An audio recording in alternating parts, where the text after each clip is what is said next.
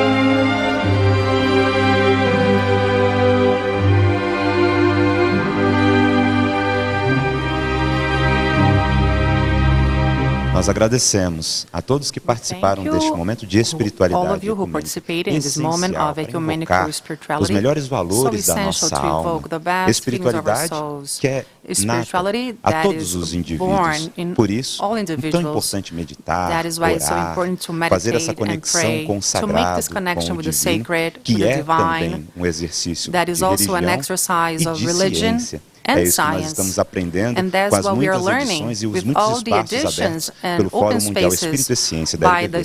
Durante este instante de reflexão, de meditação, nós ouvimos a música legionária Prece para ter Tranquilidade, de autoria do criador deste espaço, o jornalista, radialista e compositor Paiva Netto. Lembrando que nós estamos neste reminding you all that we are in the space of the World Parliament of Ecumenical Fraternity, that together with the Temple of Goodwill, which images we have seen on screen, form the ecumenical compound of the LGW in Brasilia, capital of Brazil. And it's also the inspiration of this space that promotes the conciliation of all knowledges, a powerful force of all peoples. And we can also say, Angelica, of peace. Exactly. We open our talk today with the participation of Nicolas de Paiva. He represents the president of the Legion of Goodwill, José de Paiva Netto.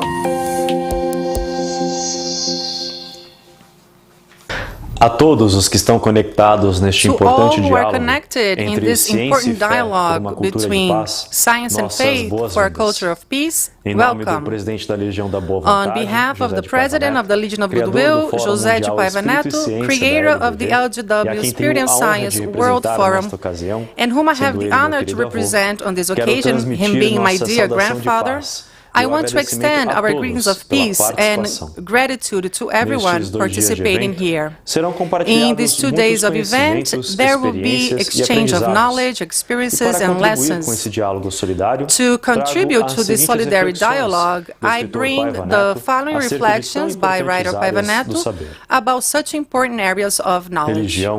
Quando sinônimo de solidariedade Religion, when synonymous with solidarity and mercy, has to harmoniously illuminate the vanguard of everything: philosophy, science, politics, art, sport, economy, etc.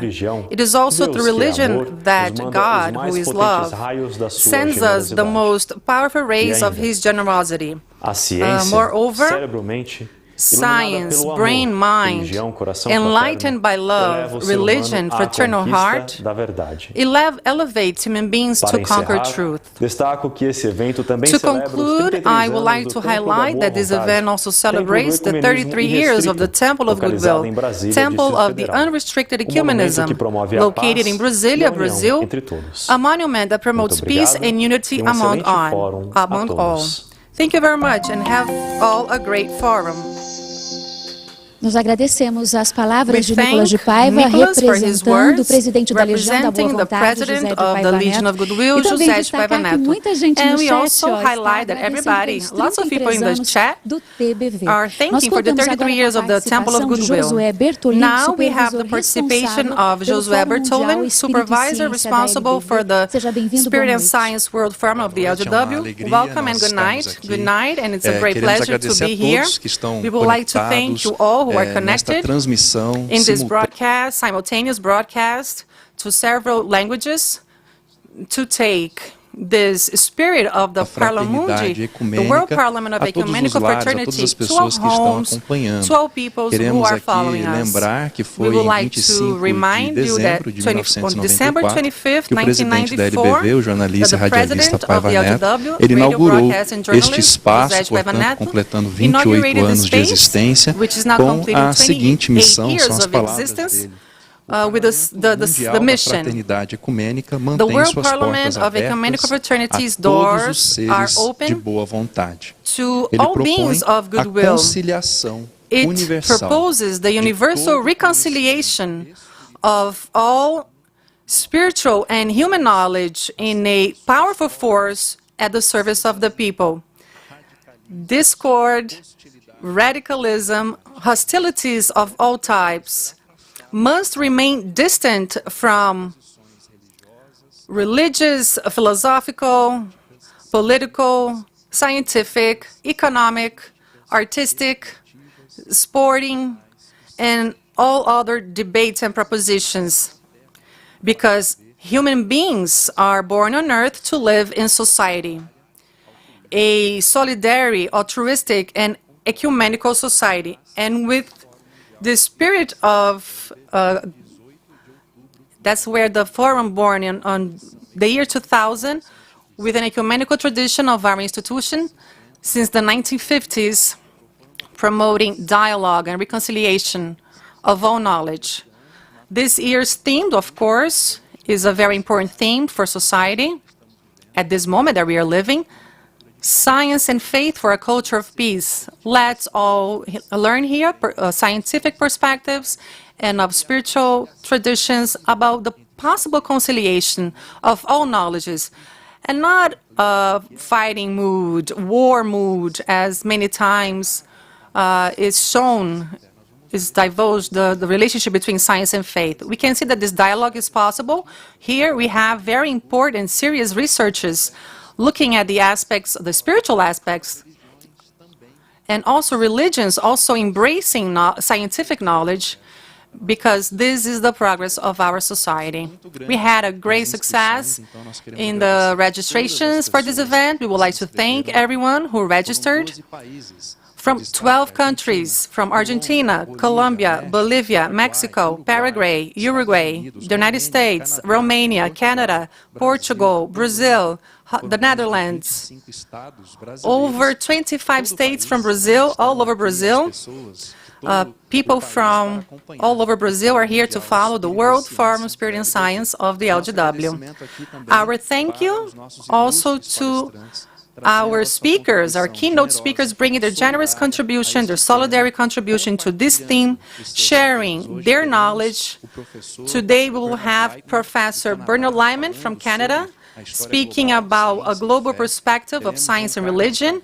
We will have João Carlos de Carvalho representing the religion of God, of the Christ, and of the Holy Spirit, and the Professor Dr. Fatima Machado from InterPsi, from USP, the University of São Paulo.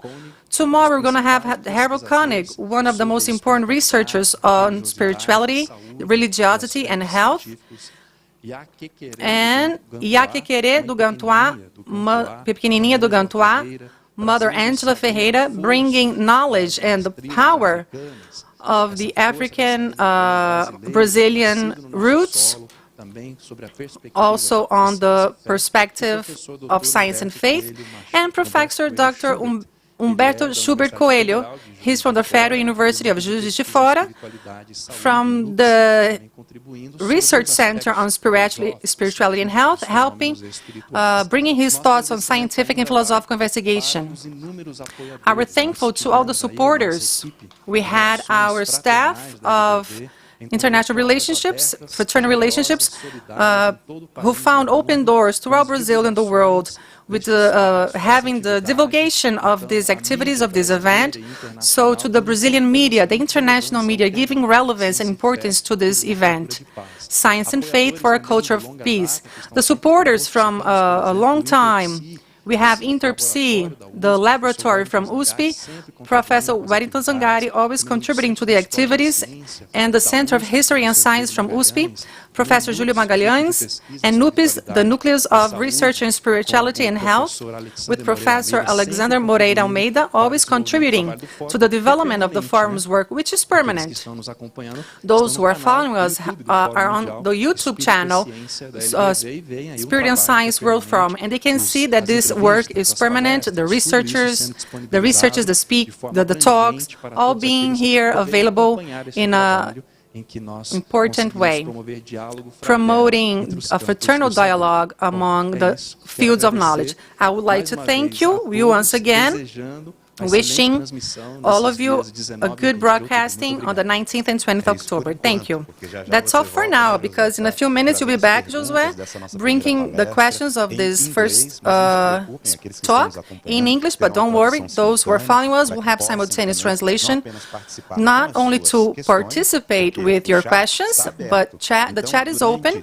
So during all the talk, you can bring your doubts, your questions, and it will be answered in this broadcast, this live. This is a very interactive space. Talking of a culture of peace, everybody is welcome to bring your voice. So let's start tonight following the talk of Bernard Lightman, a historian, professor of Humanities and director of the graduate program in Science and Technology Studies in York University in Toronto, Canada. His speak will be about a global perspective of science and religion.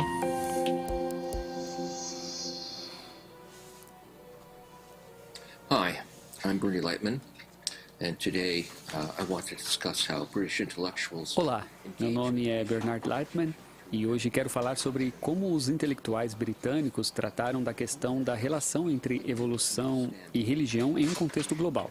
Between science and religion mean... Quero perguntar. Hi, I'm Bernie Lightman, and today I want to discuss how British intellectuals engage with the issue of the relationship between evolution and religion within a global context.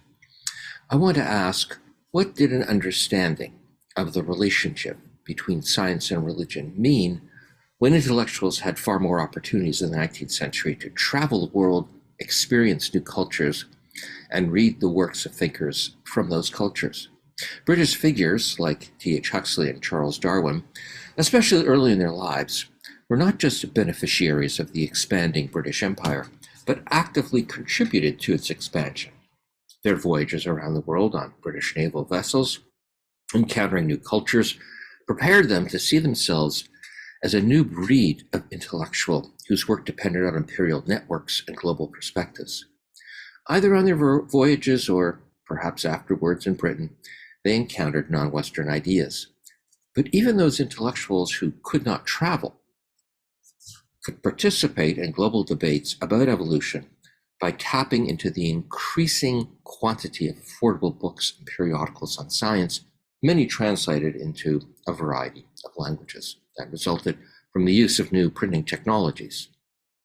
Transnational and trans-regional intellectual spaces were created through different means, including travel, the circulation of knowledge, and imperial spaces.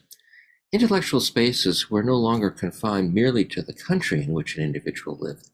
In the 19th century, an exciting new global intellectual space emerged in which the implications of evolution for religion and modernity in general could be discussed. It was within this global intellectual space that evolutionists like T.H. Huxley and Herbert Spencer explored the connection between evolution and Eastern religious traditions. They integrated those religious traditions into their evolutionary worldviews and used them to bolster the status of evolutionary theory while questioning the modernity of Christianity. James Secord asserts that Darwin was, quote, a characteristic figure of the first great age of globalization, quote. But there were many others in this age, not just located in Britain, can also be seen as characteristic of this age. By adopting this global perspective, we can avoid the often sterile reception model adopted by previous studies that don't do justice to the dynamic at work as global intellectuals grappled with the questions raised by evolutionary theory. This paper is intended to be a contribution to the growing body of scholarly work on the global history of science and religion. Incorporating the global turn into the history of science and religion began in earnest a little over a decade ago. Two publications charted a way forward towards a more global approach in the field of science and religion, which had for decades been consumed by the critique of the conflict thesis and the development of the complexity principle.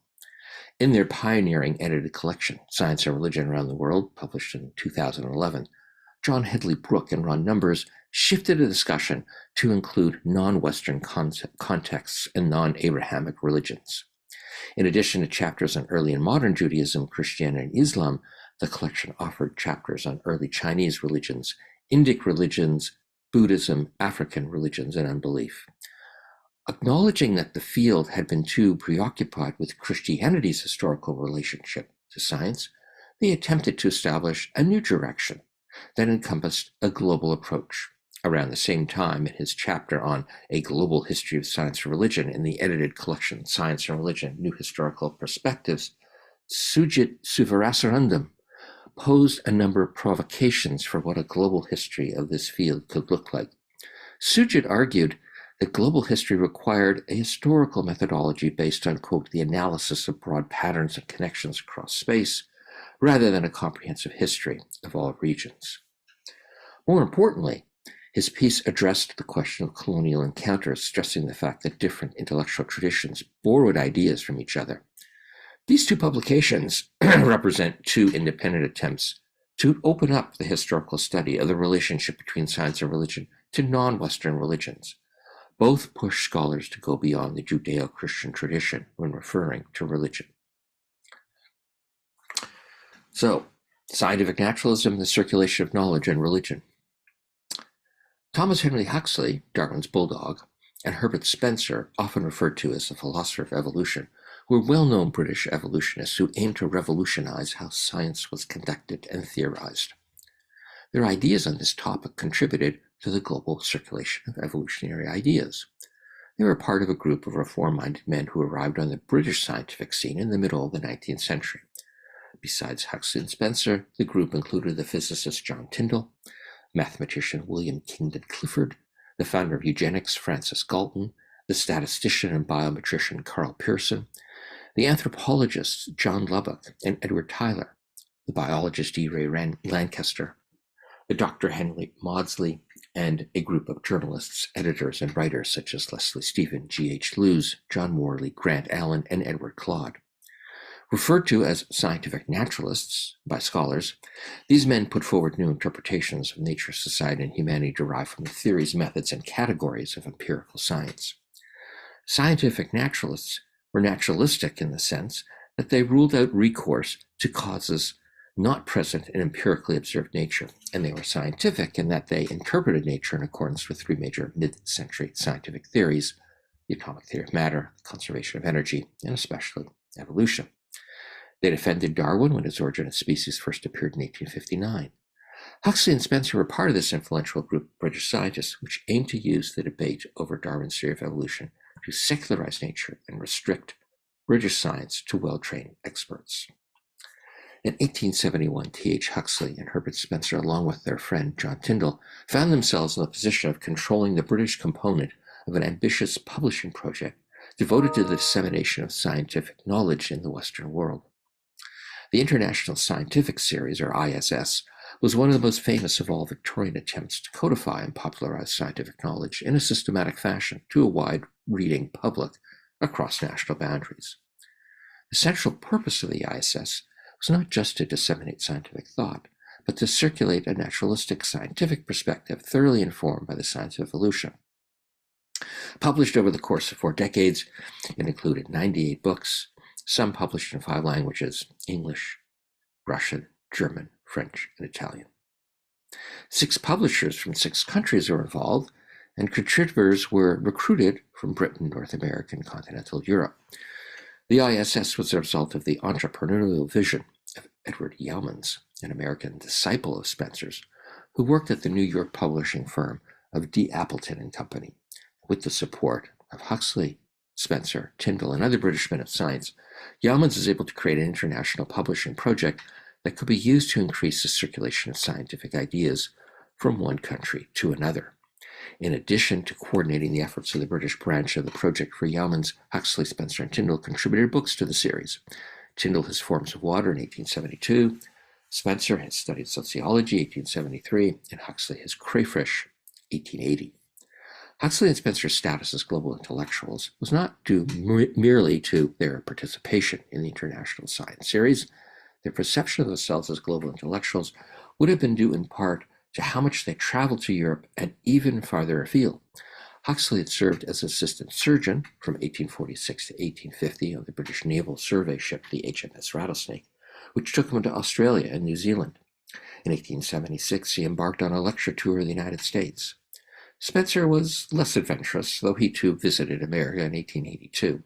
But they were also global intellectuals because their ideas circulated around the world through the many translations of their books and articles. For example, Huxley's essay, Evolution Ethics, in 1893, became a key evolutionary text in China when it was translated into Chinese in 1896. Some of his books were translated over time into French, German, Chinese, Japanese, and Russian. Spencer's books on psychology, biology, sociology, education, politics, and ethics were widely translated at different points in time into Russian, Japanese, Chinese, Spanish, French, Italian, Danish, and Swedish. However, both their role in International Science Series and as producers or disseminators of evolutionary perspectives to the world through their translation of their books draws attention to only one dimension of their participation in the global intellectual space in which they lived. There is another side to this story. It is important to understand their complicated attitude towards religion. The attempts of Huxley, Spencer, and their fellow scientific naturalists to redefine science brought them into conflict with the Anglican clergy and the older generation of natural philosophers and natural historians committed to conceiving of science as based on natural theology. But Huxley and Spencer were not anti-religious. Rather, they were hostile towards Christian theologians who attempted to dictate which scientific theories were acceptable.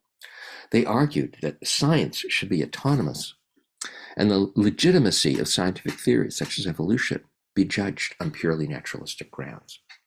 Separate from religion, theology was actually a part of the world of science, as theologians made claims based on fact.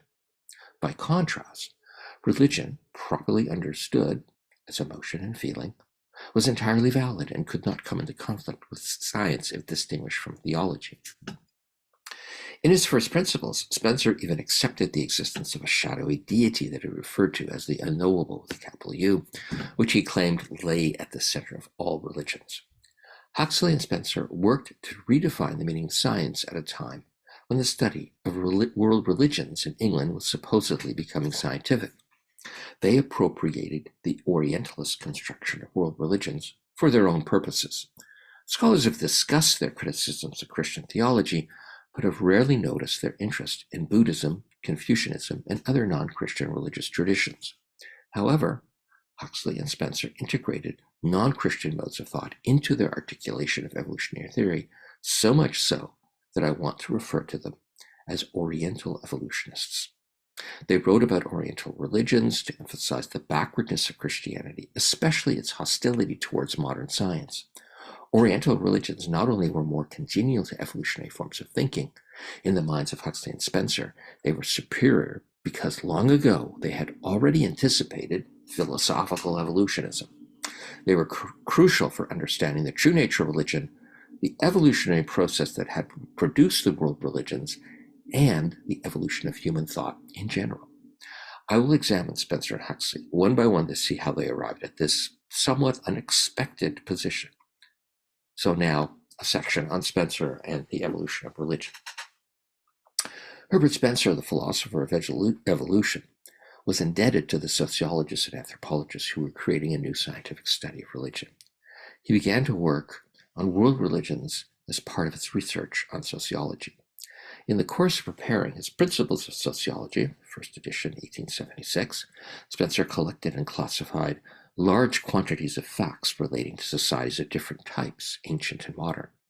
This work began in October 1867 with the help of several assistants, and was originally intended as a preliminary data for Principles of Sociology, but Spencer later decided to publish the information in table form under the title Descriptive Sociology.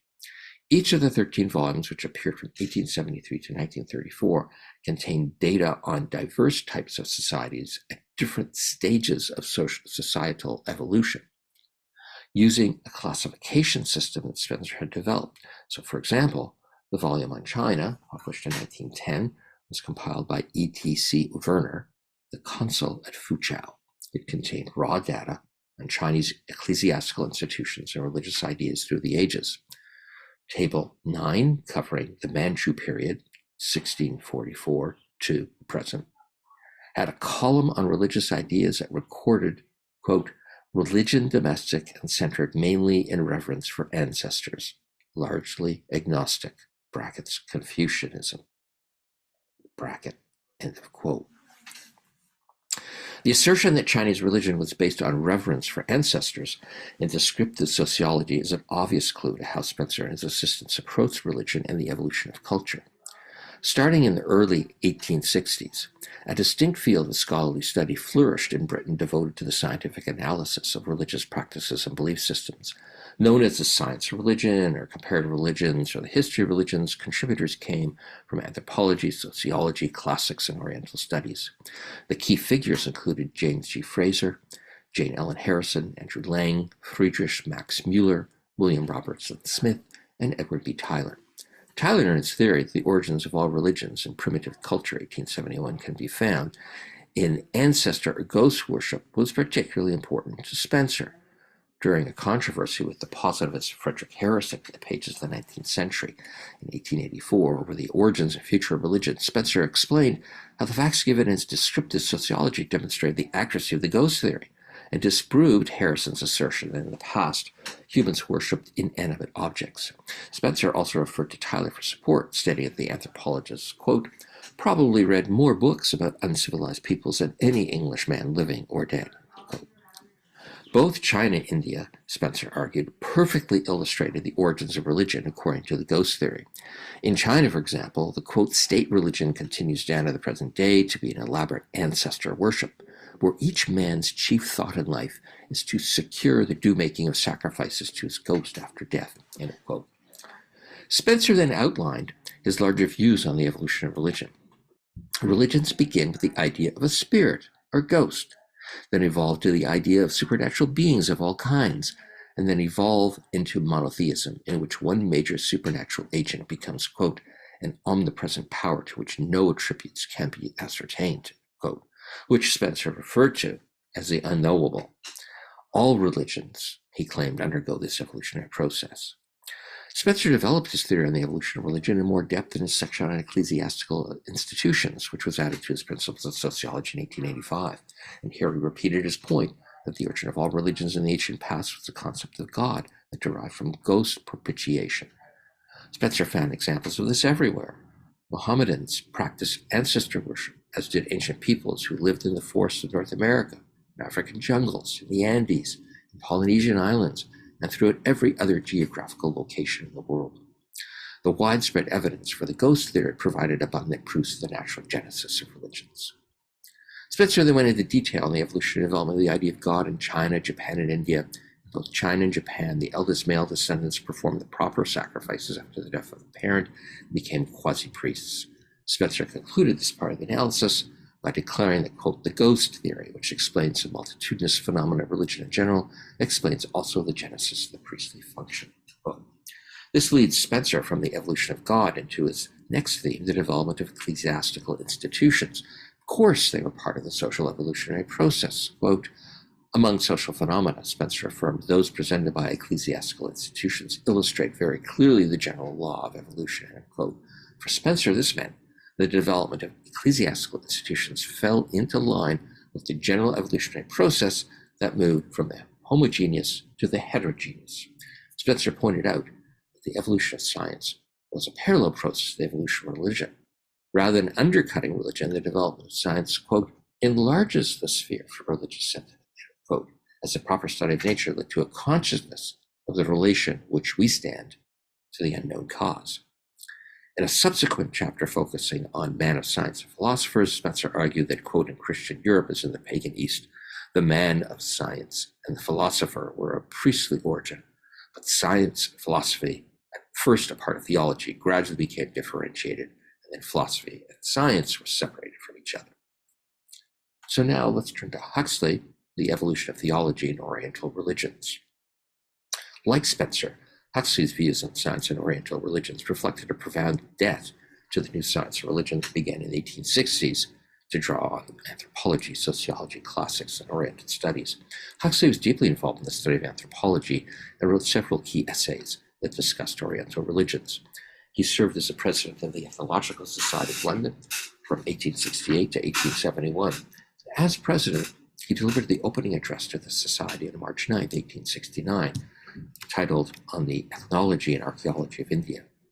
Here he announced that the Council of the Society proposed to, quote, direct public attention to the desirableness of subjecting the physical characters to the languages of civilizations and religions, in short, the ethnology of the various peoples over whom the rule of Britain extends to systematic investigation.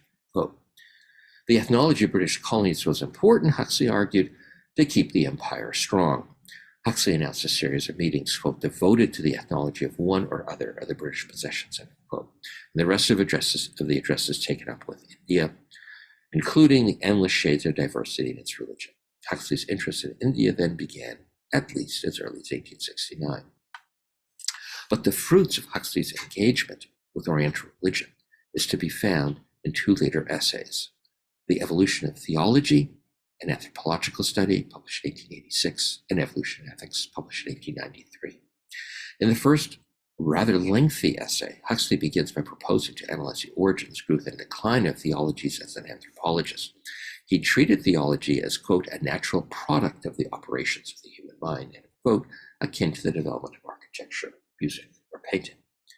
Then Huxley began to examine the role of the ghost theory in the development of ancient Eastern religions and in the creeds of the old Israelites as depicted in the Old Testament.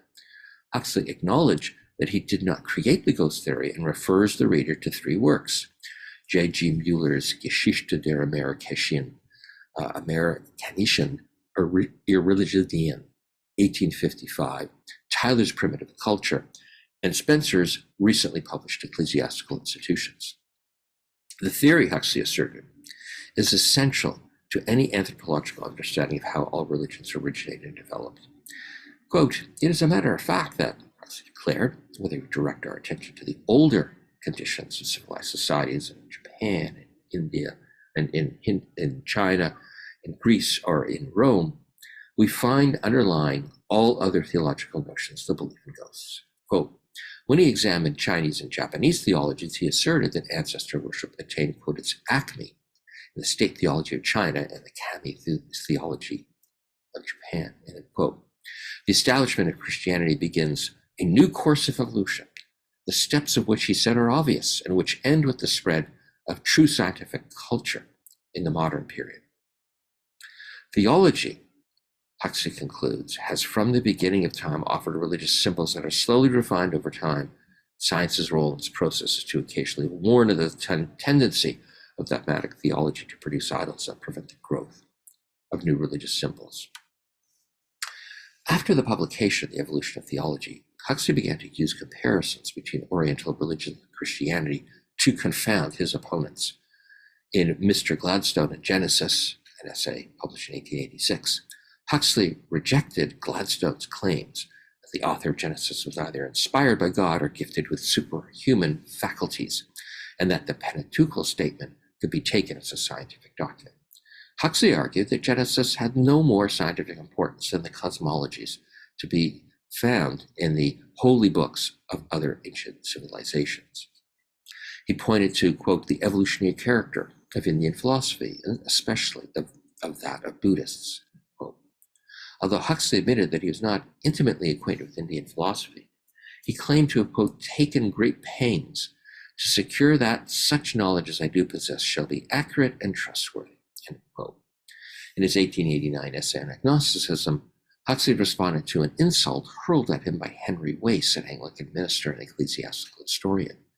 Wace might consider him to be an infidel, but Mohammedans would agree in, quote, reciprocating that appellation to Dr. Wace himself. Quote, whereas Wace believed it should be unpleasant for a man to say that he did not believe in Jesus Christ, Huxley replied that it depended on whether or not the man was brought up in a Christian household. Quote, I do not see why it should be unpleasant for a Mohammedan or a Buddhist to say so, Huxley declared, signaling that he had a far more tolerant view of Islam and Buddhism than Wace. Huxley's views on the relationship between evolution and Eastern religions are developed at length in his Romanist lecture titled Evolution and Ethics, 1893.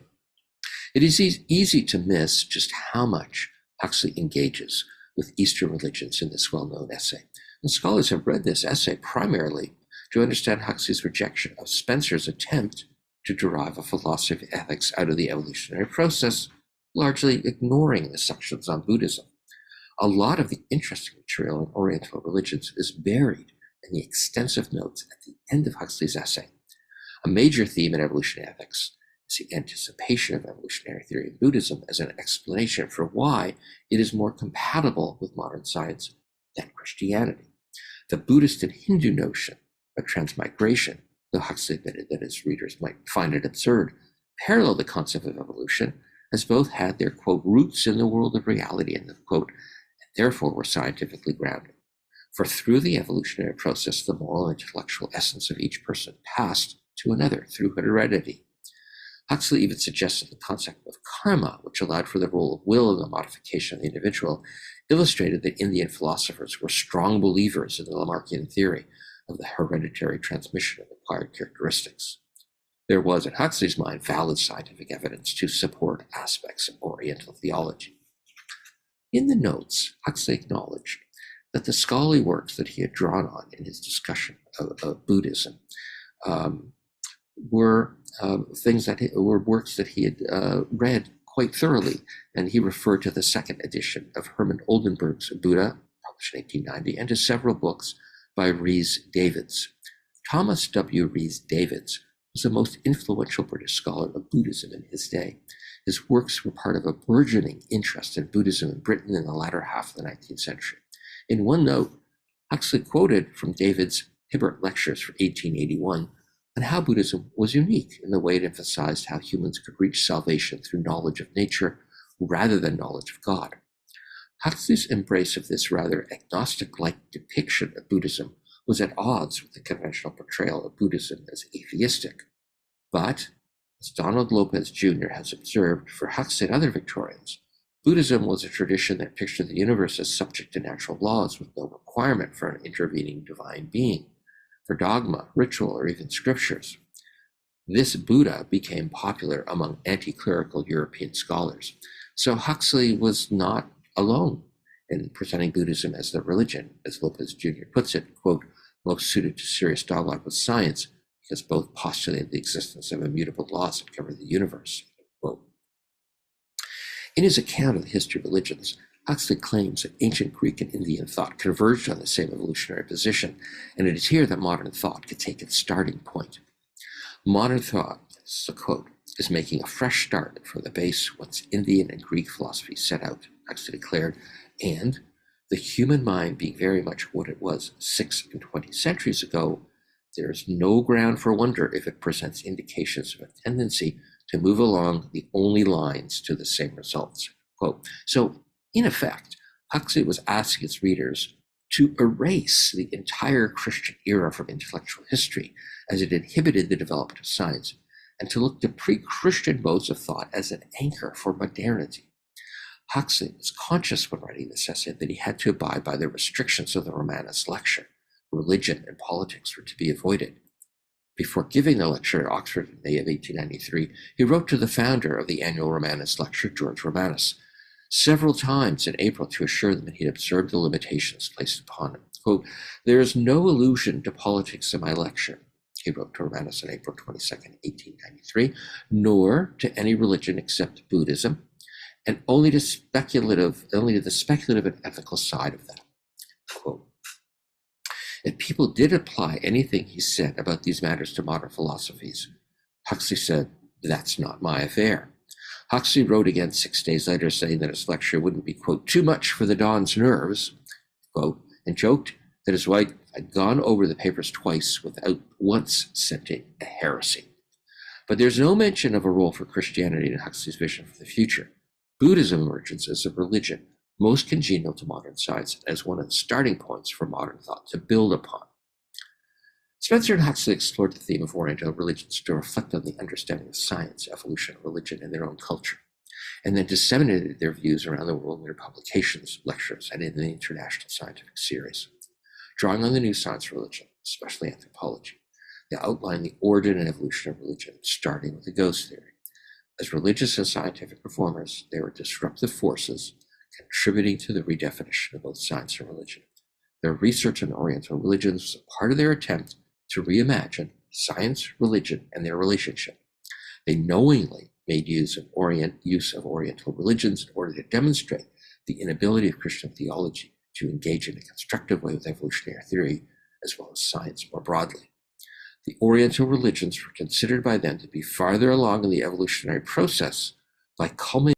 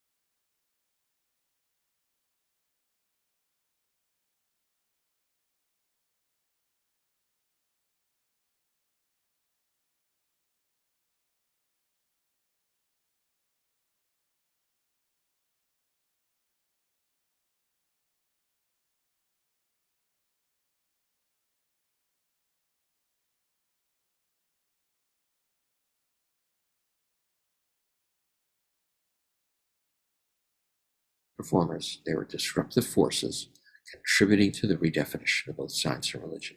Their research on Oriental religions was a part of their attempt to reimagine science, religion, and their relationship.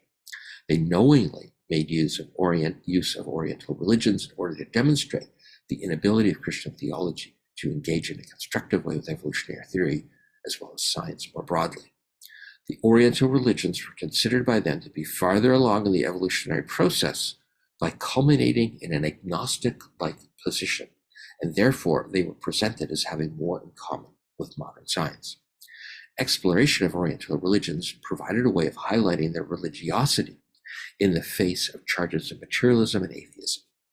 Strikingly, their conception of how religions developed implied that the principles of evolution had not been produced in Britain.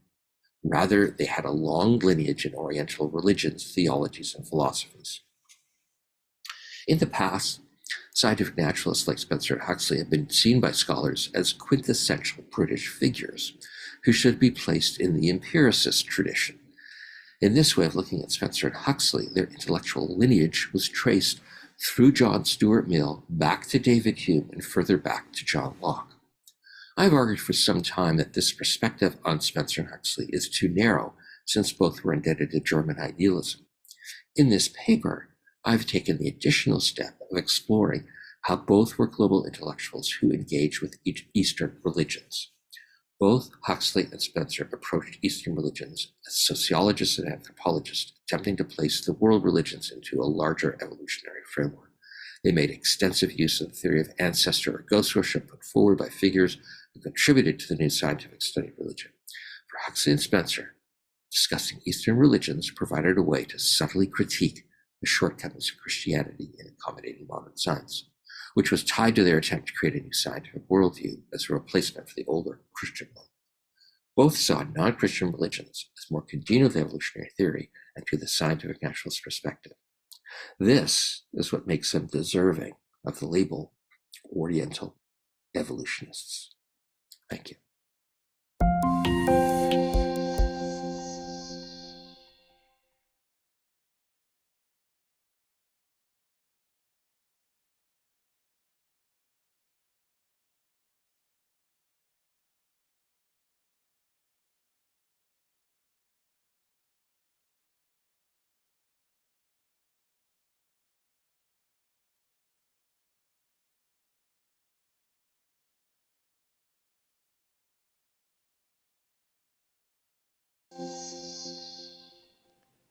Thank you very much, Professor Bernard Lightman. He is Professor of Humanities and Director of the Graduate Program in Science and Technology Studies in York University in Toronto, Canada. He talked today about Falou hoje sobre uma história global de ciência e religião. Professor Lightman, gostaria de agradecê-lo por contribuir. Muito obrigado. You're welcome. De nada. So, Professor, we are receiving some... Estamos recebendo algumas perguntas aqui no nosso chat. Então, todos que têm contribuído e querem tirar dúvidas com o professor Lightman, por favor. Foi muito interessante que o senhor viu sobre a história da religião e da ciência, além da sociedade europeia. E sua abordagem, especificamente sobre Huxley, gostaria de lembrar um episódio que é muito importante na vida de Huxley, que foi a morte de seu filho. Isso foi muito profundo em sua visão sobre religião. E ele escreveu para Charles Kingsley, falando sobre essa transformação profunda que ocorreu com ele quando eles estavam olhando no túmulo do seu filho e como isso foi importante para ele pensar a religião além da teologia. Então, eu gostaria de formar a pergunta sobre como foi a perspectiva pessoal dele de ver esse episódio profundo em sua vida. Contribuiu para suas pesquisas e o levou a ver a outras religiões, não somente as cristãs com base cristãs. Essa é uma ótima pergunta. Podemos pensar que a experiência de Darwin com a morte de uma criança, filha favorita em 1951, foi muito claro que no caso de Darwin, foi isso que o levou a perder a fé. Então, Darwin, como essa perda, ele saiu da perspectiva cristã. Provavelmente a mesma coisa pode ser dita por Huxley, mas a visão de Huxley sobre ciência e religião foram articuladas em 1859, num artigo que ele escreveu, anônimo, onde ele falou sobre como a religião era sobre sentir, arte e poesia, e era completamente separado da ciência. Então, eu acho que essa atitude contribuiu para o restante da vida de Huxley, que a morte de Noel provavelmente o levou ainda mais a essa direção, em ver a importância, a dar menos importância ao cristianismo. É importante que nós voltemos à teoria da complexidade. Se a gente tem uma visão reducionista, Spencer e Huxley estão contra a religião, mas tem muito mais para a gente ver as contribuições de ambos. E eles estão estudando as contribuições da religião no desenvolvimento da ciência. Sim. Sim, verdade. A teoria da complexidade nos permite olhar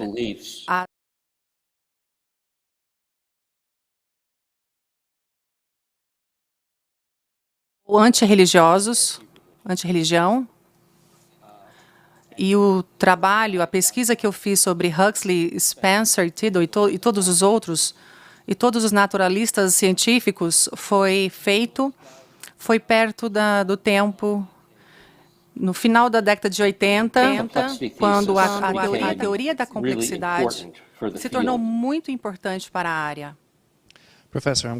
Professor, vou fazer algumas perguntas que estamos recebendo aqui pelo nosso chat. A primeira, professor, a análise de Spencer indica uma compreensão sociológica que a ciência não exclui a religião.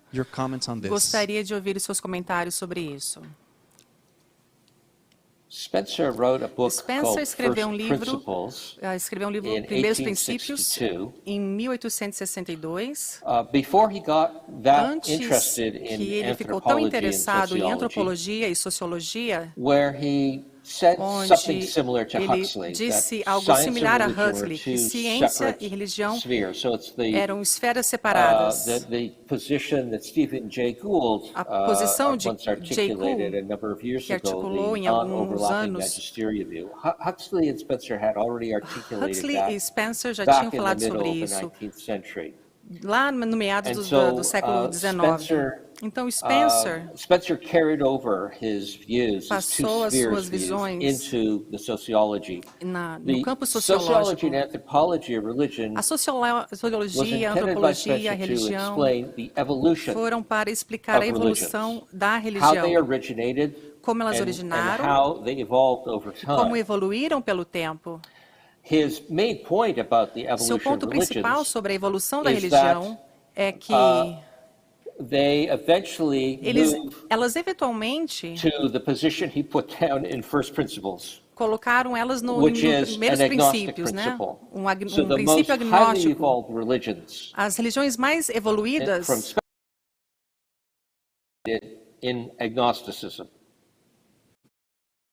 Professor, Teresa Afonso is asking, in your opinion, what have been the contributions of religions in the development of science throughout human history?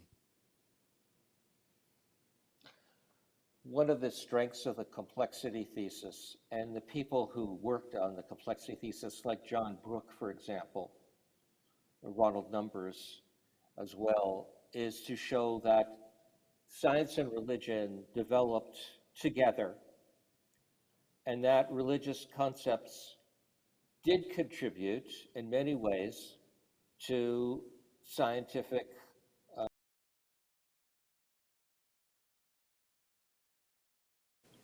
which is essential for modern science. It became very important during the scientific revolution that we associate with the name of Newton. And Newton had a profound belief in natural law. Obviously, gravity is almost the first universal natural law.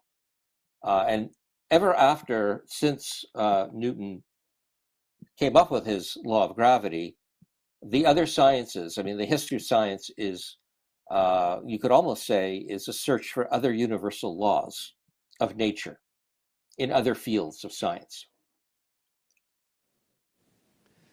Professor, Mario Miranda is asking, von Humboldt was in America at the beginning of the 19th century before Darwin.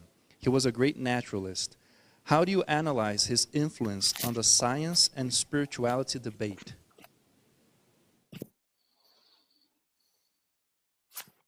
Humboldt had an impact on Darwin. Humboldt had a kind of a sense of awe about the natural world, which Darwin picks up on in The Origin of Species. And so the final paragraph of Darwin's Origin of Species, where he develops this notion of the tangled bank, ends up in the final few sentences of The Origin, putting forward a notion of natural law and implying that a natural law implies a creator of some sort. So I think Humboldt's romanticism and his notion of awe at the power of nature and yet the orderliness of nature is something that you find in Darwin. And after Darwin, I think you find it in a lot of works that don't try to be religious or don't claim to be religious, yet they still have this notion of awe. You can even find it in some atheistic writers, contemporary popularizers of science like Dawkins, who still has this kind of aesthetic reverence for the natural world. And I think that's one of the contributions that Humboldt made that gets carried on into the current period. Professor, why do human sciences admit more studies on human beliefs than the biological and exact sciences or natural sciences like physics and chemistry? Sorry, what's the first part of that? Why do human science admit more studies on human beliefs than the other areas of science? Well, the other areas of science are supposed to be studying the natural world. Social sciences are supposed to be studying the human social world. And psychologists and sociologists want to understand why people believe what they believe. I think studies have been done, sociologists of religion can correct me, that show that the social scientists actually are in some ways the most skeptical about religious beliefs. Because they tend to show the kind of human origins of religious beliefs. Another reason I've heard is that social scientists want to be even more scientific than natural scientists, or even more skeptical. Social sciences, of course, are just starting to really gain momentum in the second half of the 19th century. It's Auguste Comte who coins the term sociology towards the end of the first half of the 19th century. And Spencer sees himself as a sociologist. He writes a couple books on sociology. He has a book on psychology, and he's looking at applying evolution to understanding of those social sciences. Anthropology is just really becoming a science in the second half of the 19th century with people like Edward Tyler. And again, there is an evolutionary perspective that he brings to his anthropological studies. So there is a connection between the development of evolutionary theory and the social sciences in the second half of the 19th century. Professor, Huxley's view is very interesting. If theology is a natural product of the human mind, like architecture and music, what needs, basic needs, does it respond to? In contemporary society, are there non-religious ways of giving vent to this theological thinking? A question of Daniel Guimarães. So I didn't go into this in detail, but Huxley made a very strong distinction between religion and theology. Religion, he thought, was valid because of religious feelings that he said were a response to the power of nature, and he said religion is part of the human condition. Theology is distinct because theologians, according to Huxley, tried to take religious feelings and concretize them into statements of fact. And therefore, Huxley said, theology actually comes under the heading of science. It actually has to be evaluated using scientific criteria. And when that was done, theology often fell short. Huxley did not rule out the possibility of a valid scientific theology. He just didn't think that Christian theology met the bar. Professor Lightman, I would like to thank you very much for your contribution here, for sending us your video, and for being here live to answer some questions of our audience. I would like to open here our space for your final remarks. Thank you for giving me the opportunity to give this paper on a topic I've been working on recently. It's good to get questions on it. The feedback helps me develop my ideas and to refine them. Thank you. Thank you once again to Professor Bernard Lightman. He is a professor of humanities and director of the graduate program in Science and Technology Studies at York University in Toronto, Canada. We are going to continue here in the Spirit and Science World Forum. Angelica and Eduardo are going to come back here to stage, and we're going to change the simultaneous translation now. Those who are watching us in the Portuguese channel are going to listen to the Portuguese audio, and we are going to go back to the translation in the English channel. So in just a few seconds, everything is going to be changed between the simultaneous translation. Thank you once again. Nós que agradecemos, Josué, também ao professor Lightman e a nossa equipe que faz toda essa manobra técnica e bem rapidinho. Manobra técnica e bem rapidinho. Eduardo Isaías, há um lema muito inspirador na Legião da Boa Vontade. O caminho da LBV e aí o que acontece é que a instituição abre espaço. E aí o que acontece é que a instituição abre espaço. Invitation open spaces to culture and art and music, so you can sing peace. Muito especiais aqui. We have very special guests participando também deste evento que marca este dia 18. Participating in this event in October 19th to 2022. First, I want to bring our welcoming to Júlio and Gesiel Araújo. Welcome to the space. We are going to sing with them. We're going to sing with them the Legionnaire song, We Want Peace. Music and lyrics by Newton Duarte, and performed by them both, and those who are following us. There's a tradition of singing with us and participating with this open space with us.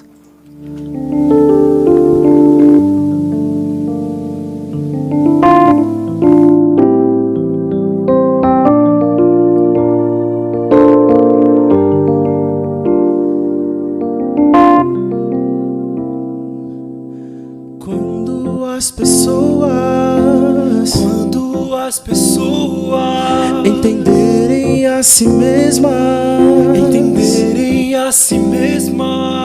descobrirão que a vida é só amor.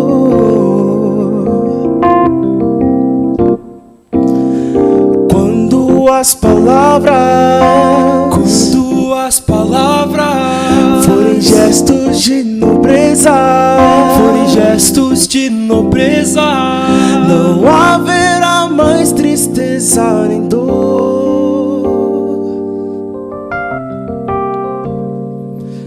e o mundo se transformará, e o bem prevalecerá.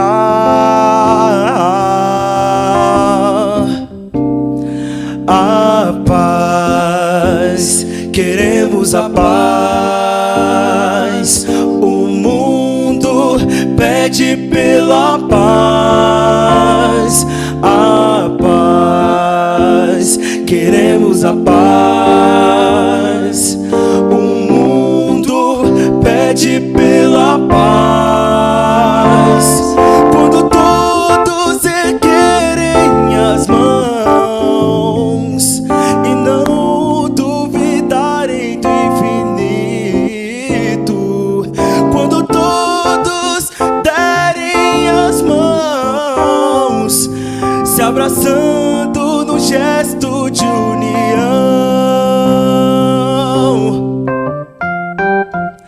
A paz, queremos a paz.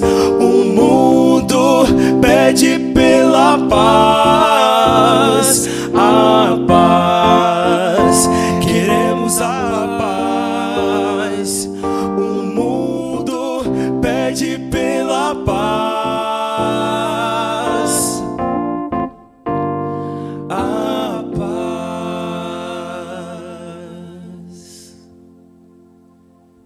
Queremos sempre a paz, inclusive o que a Rosemary Cassiano escreveu ali. Rosemary is writing on YouTube channel. A lot of people are participating. Firstly, thank you very much, Júlio. A lot of people participating, as Eduardo highlighted, Maria Custódio, and other people from cities across Brazil, all parts of the region and in the world. And you that are following the live stream of the LGW's Spirit and Science World Forum, there are so many spaces that the Legion of Goodwill has opened for this development and growth of this peace that needs to start in the areas of spiritual and human knowledge, and we want to ask your support. You that have registered, you have the possibility to make your contribution. You have to go to the website spiritandscienceforum.org, and there you can register again.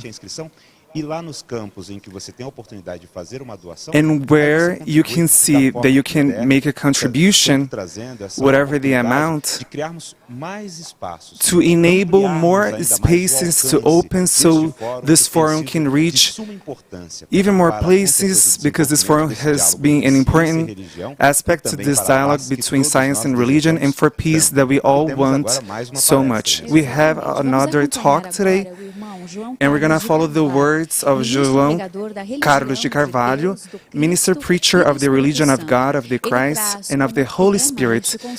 He'll be talking about a thesis by Brother Paiva Netto, Science and Faith on the Path to Equilibrium.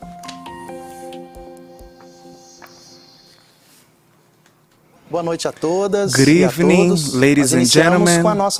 We'll begin with our greeting of ecumenical fraternity and peace, which extols the Creator and the presence in our lives of Jesus as humanity's divine friend.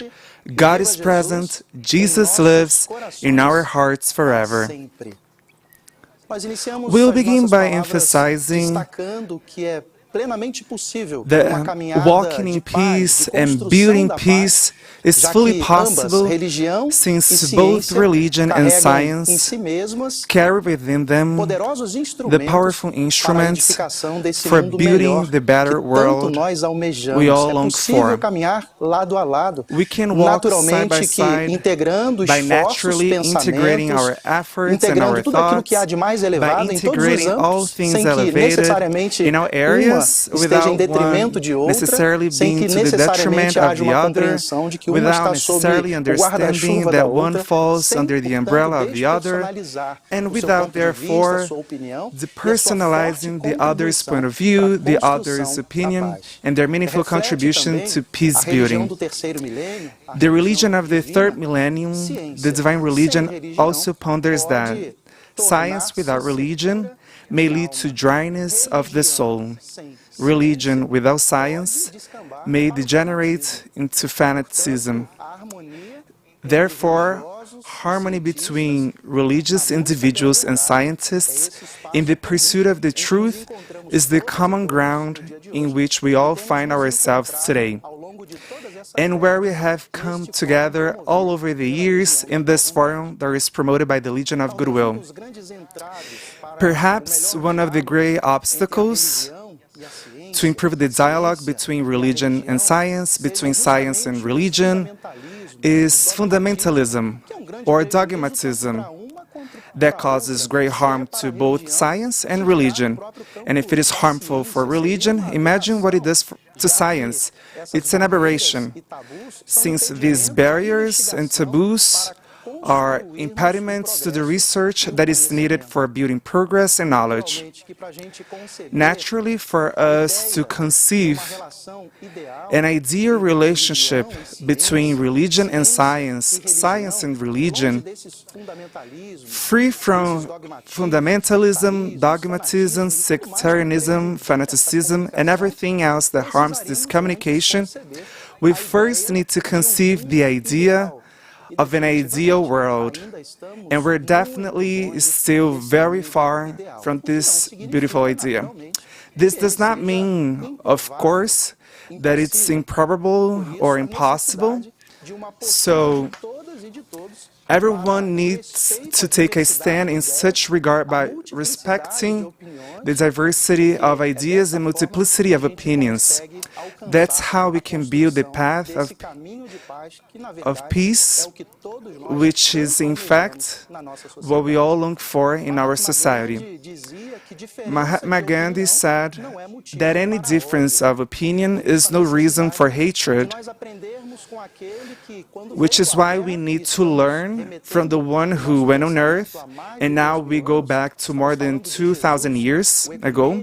We're talking about Jesus, the ecumenical figure par excellence, showed us humanity, the respect for different opinions, respect for different thoughts without the need to fight, to go to war, to make one's opinion prevail. We understand that we can't live as though we are in an eternal boxing ring or in an arm wrestling bout in which one or other opinion must prevail. One of the many examples we learn from Jesus and that we find in his Holy Gospel is when he responded to his disciple, John the Evangelist, who told him that there was a man who wasn't one of his followers, of his disciples. Now, pay a close attention to this point, that there was a man who wasn't a follower like the disciples, but who in the name of Jesus, the divine Lord, was healing illness, was healing many sick people. Then Jesus said to his disciple and all those who were around him, do not stop him, because John the Evangelist said that he and the other disciples had driven the man away. They prohibited him, which is why Jesus said, do not stop him, for no one who does a miracle in my name can in the next moment speak evil of me. For whoever is not against us is for us. It's often human beings themselves, full of their own truths, and however well-intentioned they are, who ended up establishing these limits, these conflicts, these distances, these fights in relationships that lead us nowhere.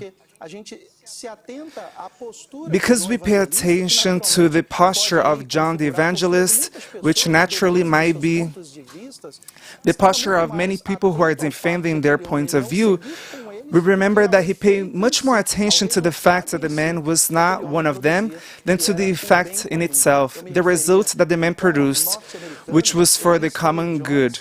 So I was referring to the American analyst Stanley Jones when he said, humility is the essence of divine creation. The first step towards meeting God is to get rid of pride. When pride ends, power begins. We can understand this encounter with God as an encounter with equilibrium, an encounter with progress, an encounter with all things high that can help us build paths of peace and truly peaceful relationships. But for that to happen, we first need to put an end to our pride. The book of Proverbs in the Old Testament of the Holy Bible says that pride goes before destruction and a haughty spirit before a fall. In another passage, we find Jesus saying these words to his disciples, to his followers. If you love those who love you, what reward will you get?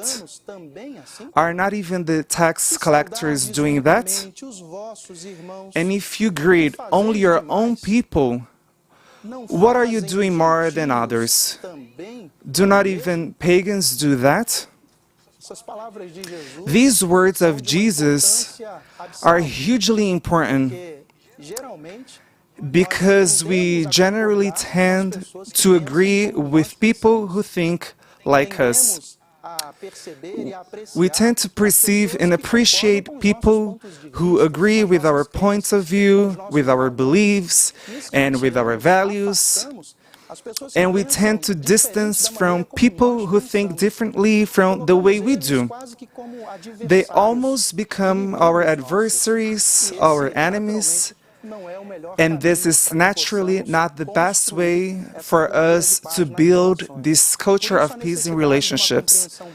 That's why we need to fully understand the broad meaning of the word ecumenism, which comes from the Greek oikomenikos, applicability, scope, applying worldwide, universal, and therefore of all humanity. Ecumenism is synonymous with respect, tolerance, and fraternity, not in the sense of people sitting down to talk, but rather a place where everybody comes together on a common field of understanding towards the results of these talks.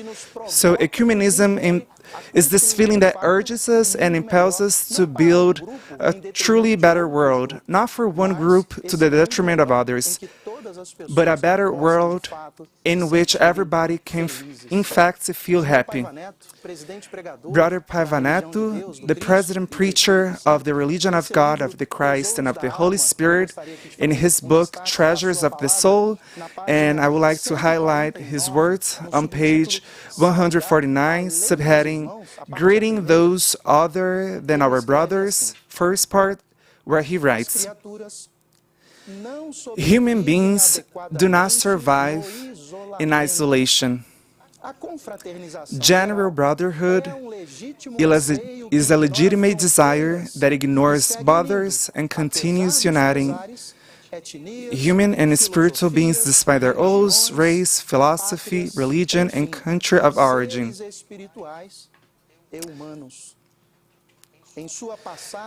During his time on earth, Jesus, the ecumenical Christ, the divine statesman, constantly bore witness to the fact that this is the path.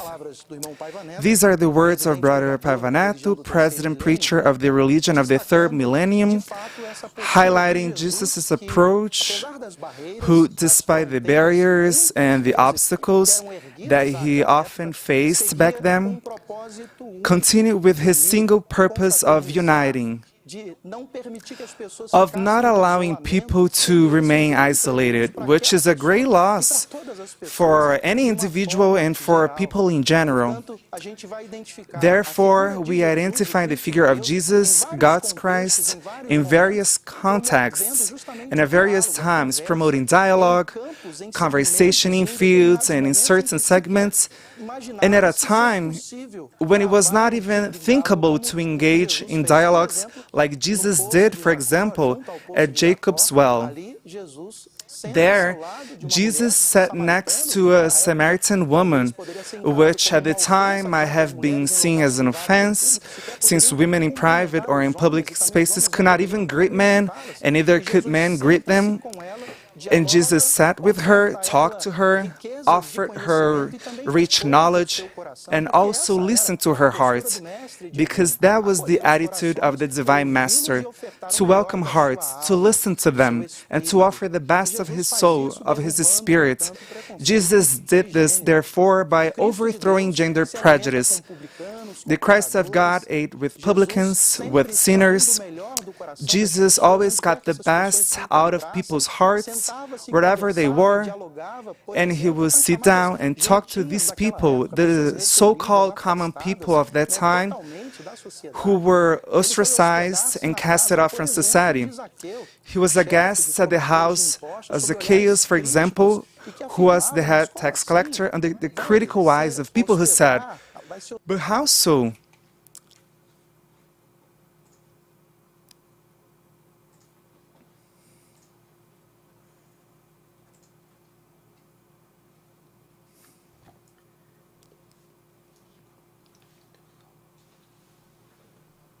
The video just stopped for us. We are waiting for it to go back to normal so we can continue with the interpretation.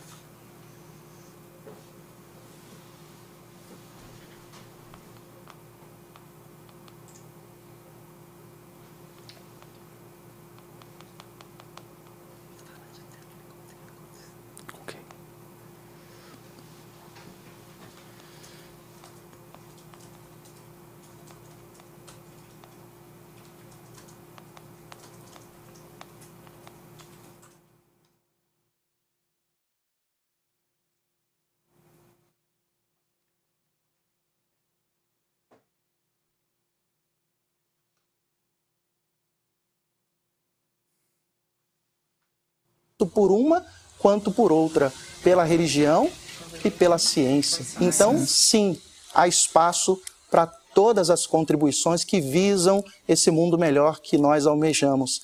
Albert Einstein dizia, penso 99 vezes I think 99 times and find nothing. I stop thinking, swim in silence, and the truth comes to me.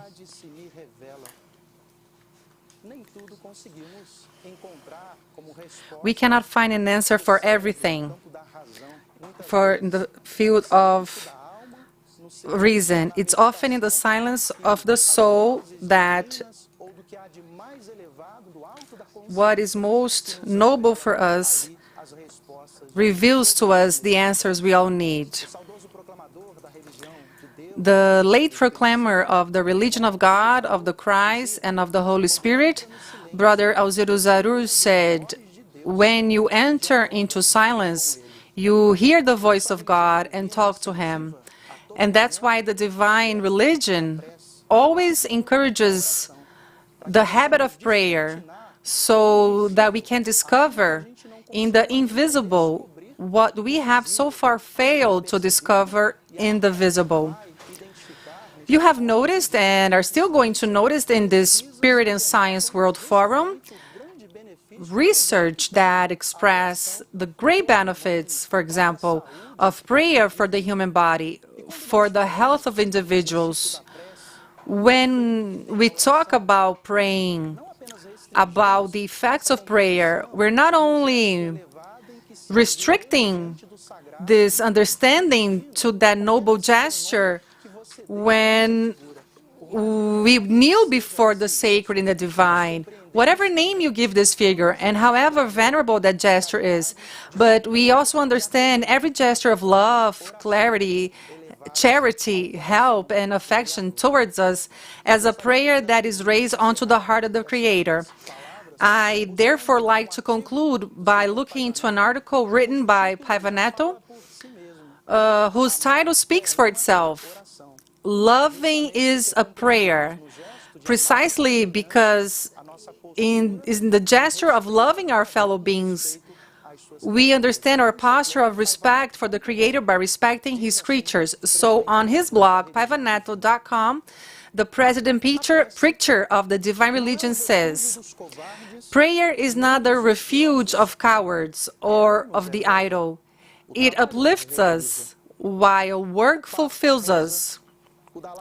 The Pope prays, the Dalai Lama meditates, Chico Xavier prayed, rabbis chant their supplications, Protestants sing their praises to God, Muslims recite the Holy Quran.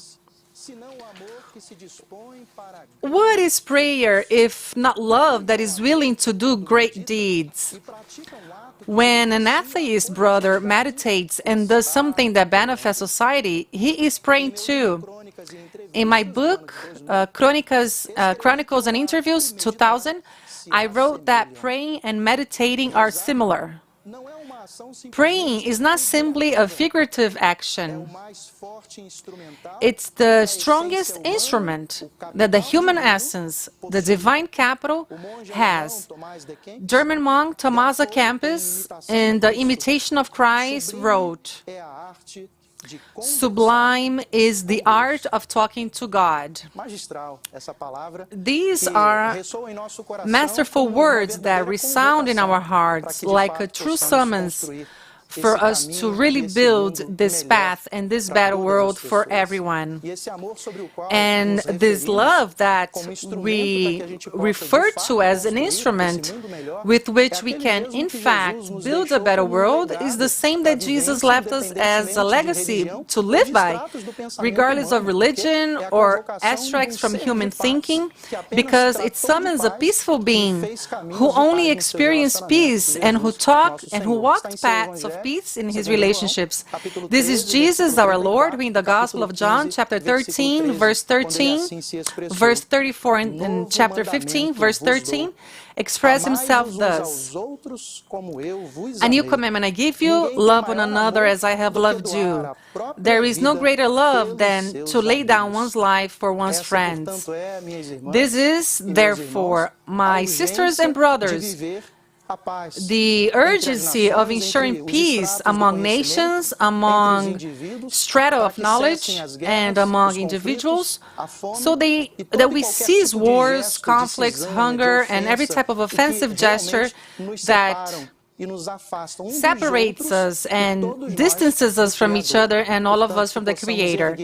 Therefore, with this banner of peace, may we also establish our stand, so that this world that we so long for is not just a dream of some or many people around the world, but that it is led by all of us who not only dream, but in our day-to-day lives, help firmly build a better world. Thank you all so much, and Jesus lives in our hearts forever.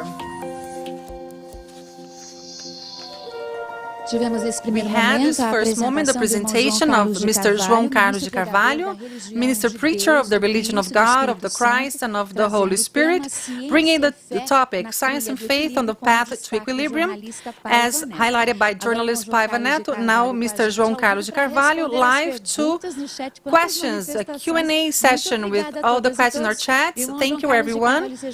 And Mr. João Carlos, thank you for coming once again, and God is present.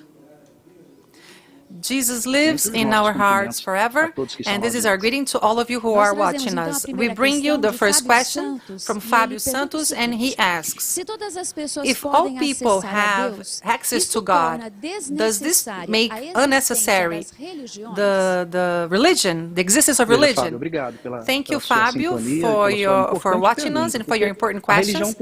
Religion plays an important role, a very important role in its essential sense, which is to link the creator with the creature, and it makes it possible for the creature to make contact with this greater being, which is God.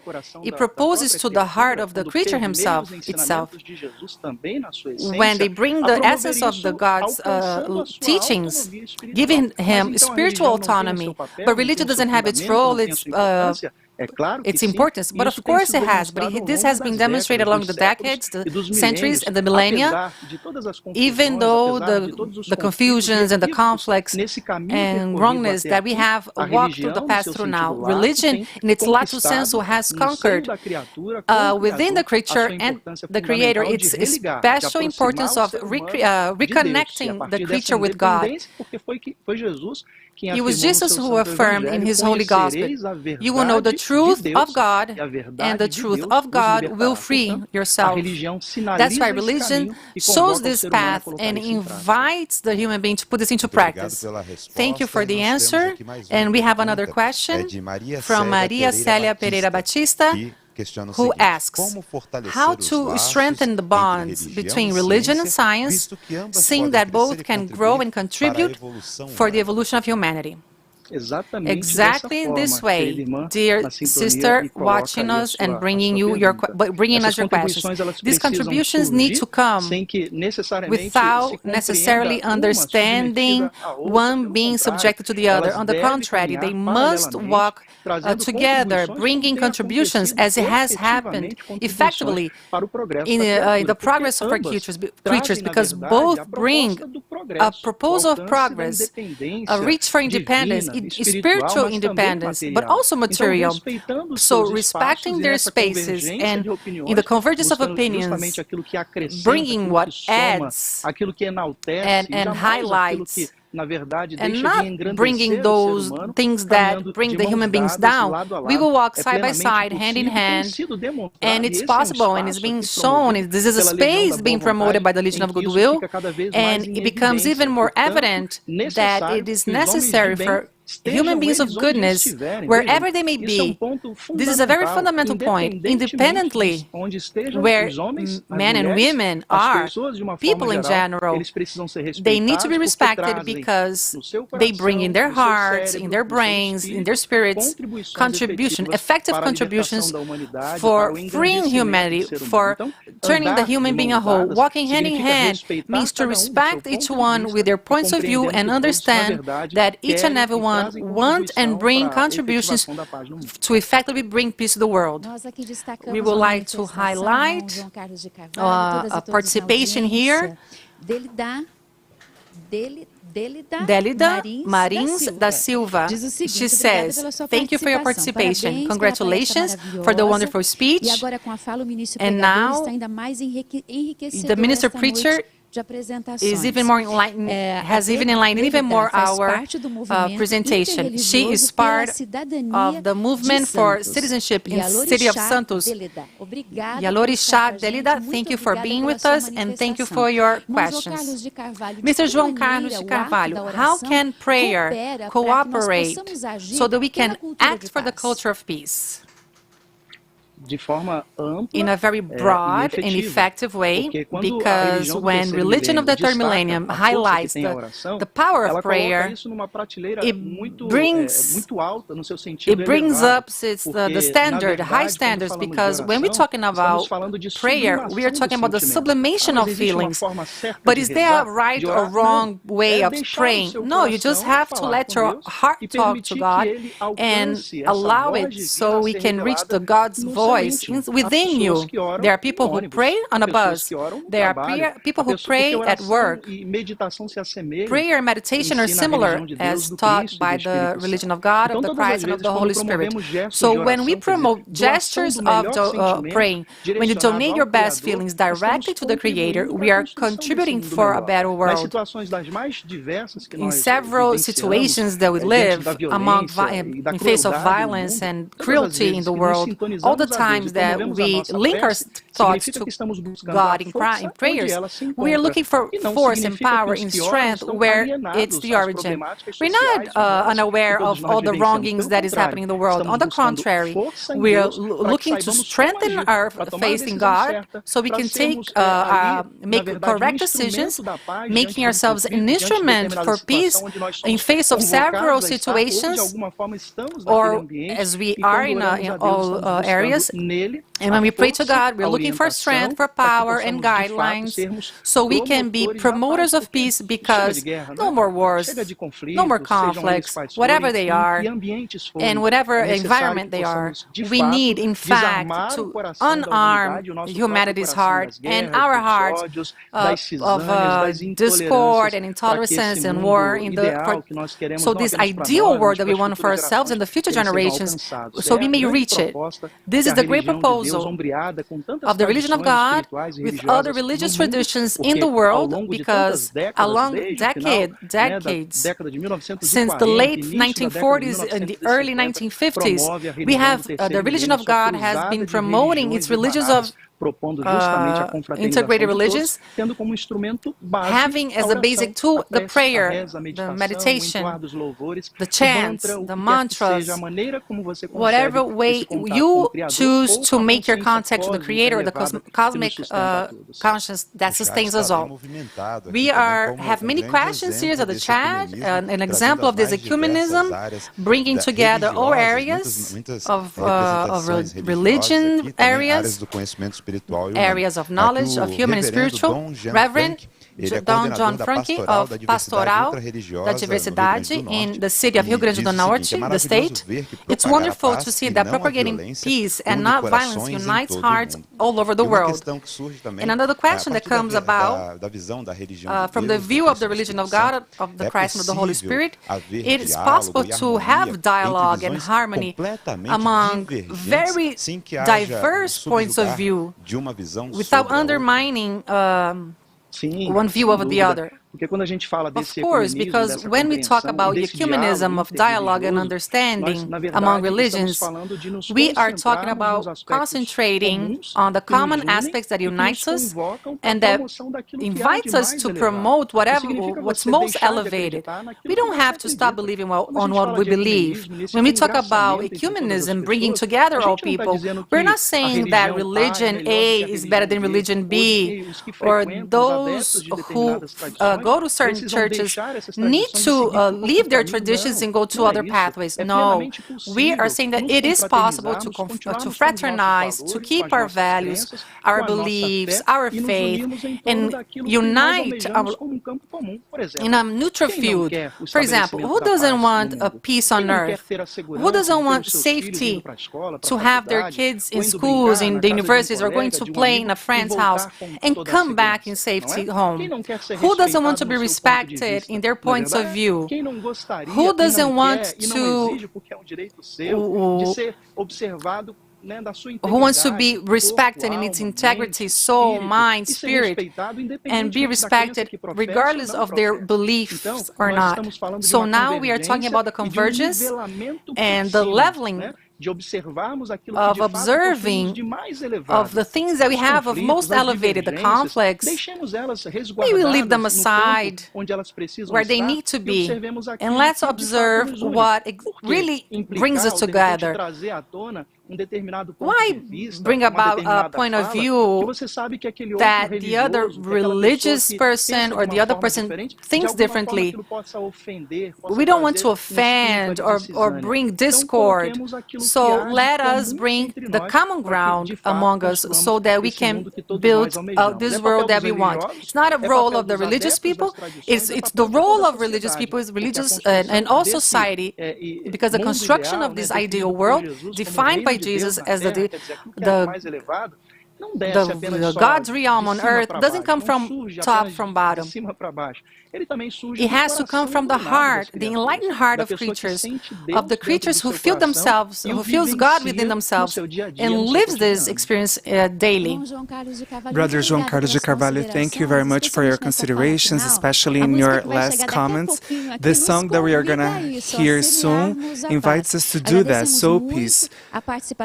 We thank you, Brother João Carvalho, minister preacher of the religion of God, of the Christ and of the Holy Spirit, who brought the topic Science and Faith on the Path to Equilibrium, a thesis by Paiva Netto, and we want to highlight a participation from Bolivia.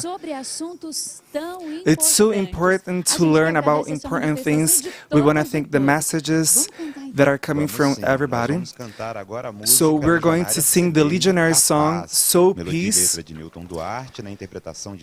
music and lyrics by Newton Duarte, and performed by Júlio César Araújo. Nesse dia que nasce, plante uma semente, junte-se a gente, forme um jardim. Nesse dia que vem você também, fazer diferente um mundo assim. Neste novo dia, semeie a paz, plante uma semente na sua razão. Neste novo dia, semeie o amor, plante uma semente em seu coração. Nesse dia que nasce, plante uma semente, junte-se a gente, forme um jardim. Nesse dia que vem você também, fazer diferente um mundo assim. Neste novo dia, semeie a paz, plante uma semente na sua razão. Neste novo dia, semeie o amor, plante uma semente em seu coração. Neste novo dia, semeie a paz, plante uma semente na sua razão. Neste novo dia, semeie o amor, plante uma semente em seu coração.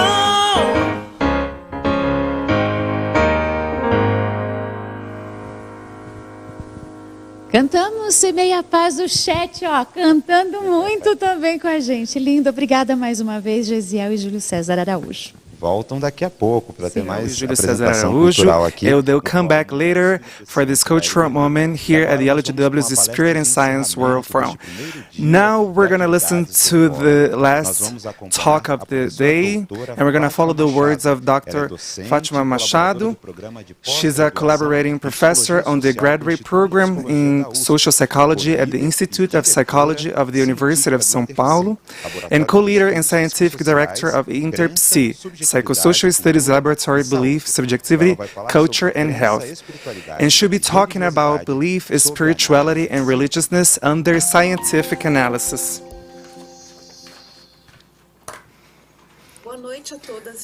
Good evening, everybody. It's a pleasure and an honor to take part in this Science and Faith for a Culture of Peace live stream.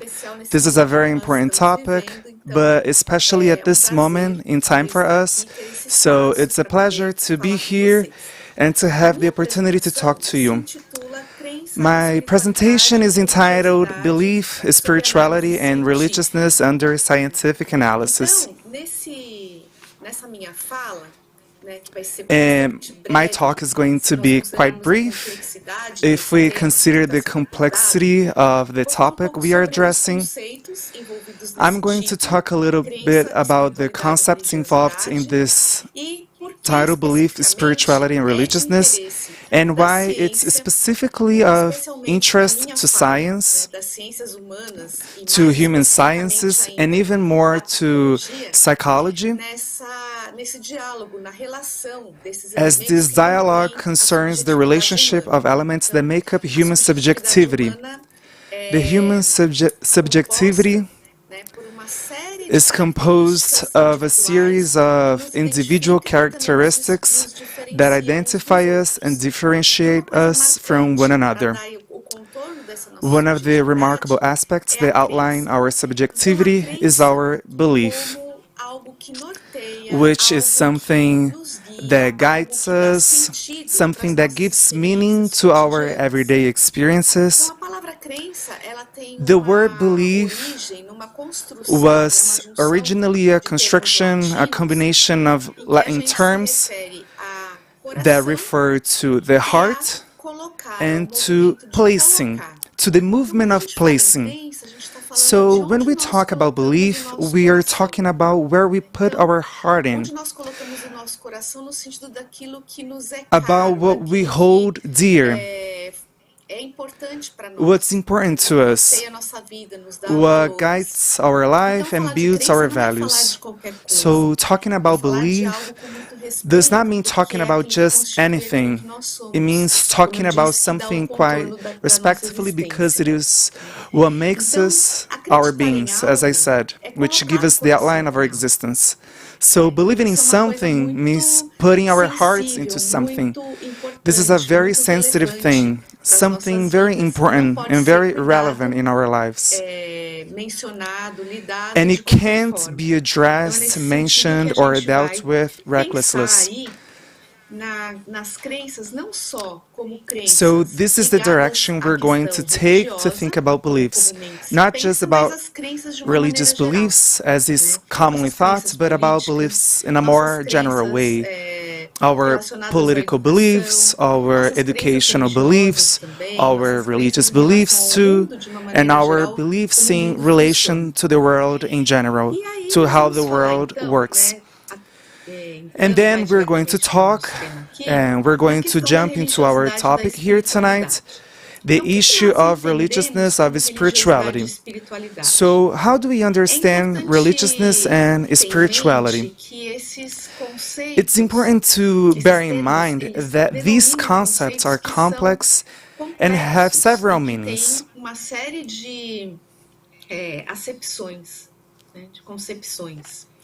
In my talk here tonight, I'm going to represent the laboratory where I work and I coordinate with Professor Wellington Zangari at the University of São Paulo because of our epistemological choice to study beliefs in religiousness and spirituality. So InterPsi, our laboratory for psychosocial studies, beliefs, subjectivity, culture and health, adopts a specific definition for these terms, and this definition guides our research interests.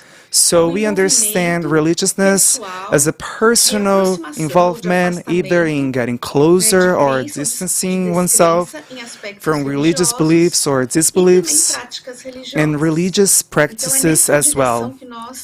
So it's in this sense that we use this term. The word spirituality, for some groups, for some authors, is used as a synonym for religiousness, but we don't use it in that way. We put it in the following way. Spirituality refers to the search for meaning in life, common to us all. According to this definition, a person doesn't necessarily need to follow a certain religion in order to develop spirituality.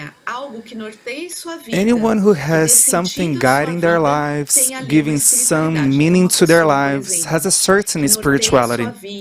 For example, a person whose life is guided, whose purpose is in life concerns ecology, the conservation of nature, the environment, and so on, has a non-religious spirituality, a rather ecological spirituality, right? They're connected to the issue of ecology. That's putting it in simple terms, because if we look at this in real life, things are not so clearly defined. we have many things that give meaning to our lives, some of them to a greater or lesser extent, but they make up a whole, which means that it's not only religious people who have spirituality. Other people who don't follow a religion, and even atheists and agnostics, have some spirituality as we see it. But as I said, a religious aspect may be at the center of someone's meaning of life. So in this case, religiousness and spirituality coincide. So they can be used together as a binomial, as we often see in articles, in papers and at conferences, because there are several authors who use religiousness / spirituality or spirituality / religiousness, referring to this binomial going hand in hand and wanting to refer to spirituality in connection with a religious aspect. I think that perhaps this difference between the two terms that at times overlap will become clearer later. Since we're talking about these issues that are under scientific analysis, what's important to say here is that when we study these aspects of life, these aspects of subjectivity, we need to be very clear about what we are talking about, in what sense we are using these terms. So we have recently published an article that talks about religious spirituality and secular or laical spirituality and the importance of understanding the concept based on the things we're talking about. Because sometimes people refer to different articles and different research and talk about the effects, the benefits of spirituality, of religiousness in everyday life, in our physical or mental health, and they say, oh, all these studies point out the positive aspects and so on. But studies use these concepts from different points of view. So if we don't take into account and pay attention to what these authors are referring to when they talk about these studies and the results they found, we may be putting them on the same level as if they were all the same thing, but people may actually be talking about different things. As I said, in our laboratory at InterPsi, we carried out studies in this field, and we focus particularly on the relationship between belief and disbelief, its psychosocial aspects, and health. Health is a topic that's going to be addressed on the second day of this forum by Dr. Coney, who is a great researcher in this field. Health is a topic that is going to raise a lot of attention. And when we talk about these issues, it's going to sort of direct our look in terms of scientific analysis. Here in my talk, I'm not going to address any scientific proof of one or other belief, one or other theory or doctrinal aspect of a particular religion, because that's not the viewpoint from which I'm talking. It's from the viewpoint of how important these aspects are for the development of subjectivity and their consequences in psychosocial aspects, which is our focus is in our laboratory at the University of São Paulo. So we're going to focus on these aspects and try to raise awareness of the topic and the appropriate professional management of these human aspects. Why is this important? Because it's considered to be a matter of common sense. The science doesn't value religiousness or religion and disregards it when addressing human issues. But that's not true.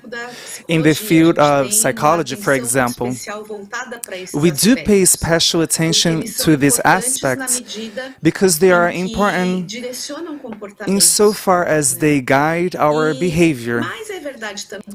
But it's also true that in scientific education, despite the significant progress we made so far, we still don't have suitable professional training for managing and dealing with this topic in professional practice. At InterPsi, we look at those issues and also at this background in psychology and try and further the inclusion of these topics when training professionals so they can work in an appropriate and welcoming way and recognize the importance of this meaningful human aspect that deeply affects our experiences and our health.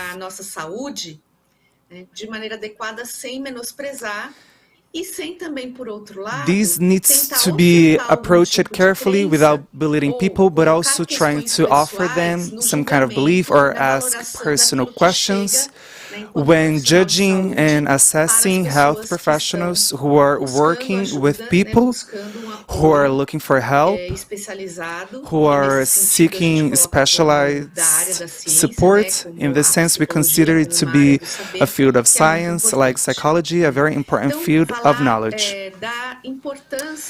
So, very quickly, because we don't have much time to talk about the importance of religiousness and spirituality in these everyday areas, our research interests, for example, consider religious aspects, religious choices, individual and collective beliefs, because everyone who belongs to a religion is connected to some religious group.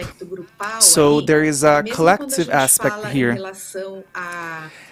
And even when we talk about people who are not connected to a specific religion, we are also talking about the issue of finding social support in their group. So these aspects somehow end up slipping in this religious aspect, either through belief or disbelief, finding people who share this way of seeing life and of interpreting reality. We're interested in studying religious coping, which means using personal religious resources to find meaning and tackle everyday suffering. In questions that arise on a daily basis, in the problems we face, the search for answers, the search for well-being, in this sense, I must draw attention here, and I do this because it's important. We find many studies talking about the positive aspects of religion and about this coping mechanism, but scientifically speaking, from the point of view of research in psychology, we also have aspects that are not so positive, which are negative, such as when you restrict your critical thinking based on rigid beliefs, which can lead, for example, to fanaticism, denialism, religious intolerance, and prejudice, instead of the religious aspect, which in principle is thought of as something related to a culture of peace, to something that is peaceful, to something that is good. We ended up with violence that is rooted in intolerance, in rigidity, in lack of respect. So this aspect is also very important and addressed in our research. So we don't tend to think that there is only a positive side without also considering the possibility of a negative side that can be observed in those behaviors. So it's important that we look at that. The question of well-being also has to be looked at, emphasized now. Why can religiousness promote well-being, and how is it connected to well-being? Because it implies as a point of reference that a person who's not very strict, as I said before, who will not focus on the negative aspect of fanaticism, this is going to allow them to accept themselves, to have a positive relationship with others, to seek trust, to be self-confident, to have the autonomy to be in the world and master the environment in their life's purpose. They're going to be clear about their mission, their path in their social life and their professional life. In short, personal growth. So the health aspect is linked to religious practices, to religiousness as a practice, connected not only with doctrinal practices, but rather with aspects that link human beings to something that transcends them. And in this case, the religious aspect itself. In addition to the fact that religiousness is also connected to this, the research shows that, I believe, we'll talk about depression, anxiety, suicide, and drug abuse. So here we have an important aspect in this regard, which should not serve, however, to impose any religion as a way to deal with these aspects. We often see this in some of the therapeutic communities that force people to adhere to a religion. Religion can have a very beneficial effect in this sense, but never something that's imposed. It's something that can only be awakened at an individual level and sought by the subject of this experience. It's also important to emphasize, and once again, I understand spirituality as meaning of life, as something fundamental for our happiness, for human equilibrium. We have research showing that the strength of our belief, which is what frames our life, is important, not just a religious belief. Athletes who have well-established belief system, this can also be a belief, as I said. I mentioned ecology, but a political belief, an educational belief, anything that guides life is going to be very important. People who are religious are not necessarily happier, better adjusted, or better balanced than people who are not religious. What will matter is the structure of this meaning, the meaning of life, as something that's fundamental to finding happiness, adequacy. And I'm going to end here because my time's running out, but maybe later I can make myself clear based on the questions that you can ask during the Q&A time that we have at InterPsi. We suggested and wrote a virtual pamphlet called Psychology and Religion, History, Subjectivity, Mental Health, Professional Management and Ethics, and Human Rights, that presents our proposal and offers our recommendations for the psychology professionals. But it's also very interesting material for people who are not psychologists, for anyone who's interested in this topic and who works on these subjects.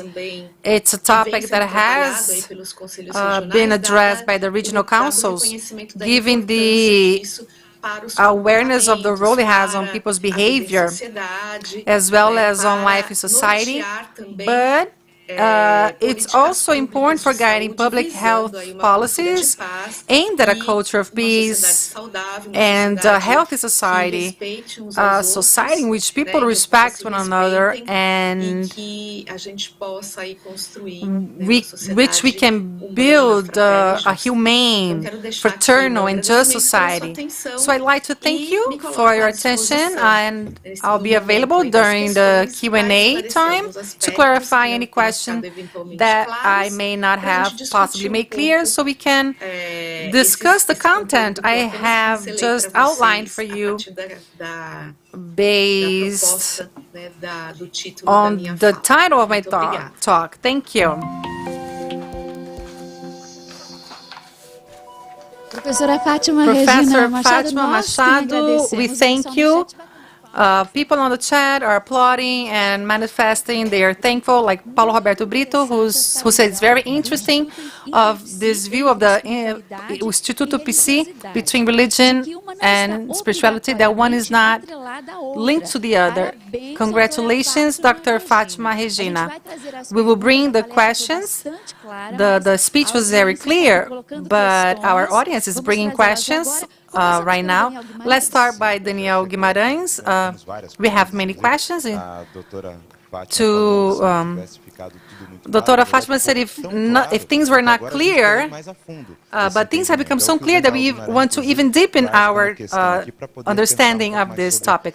Daniel Guimarães brings a question so we can think even more clear about this topic. According to the most common religious practice in Brazil, there are some researchers on spiritual practices that can bring its positive and negative aspects.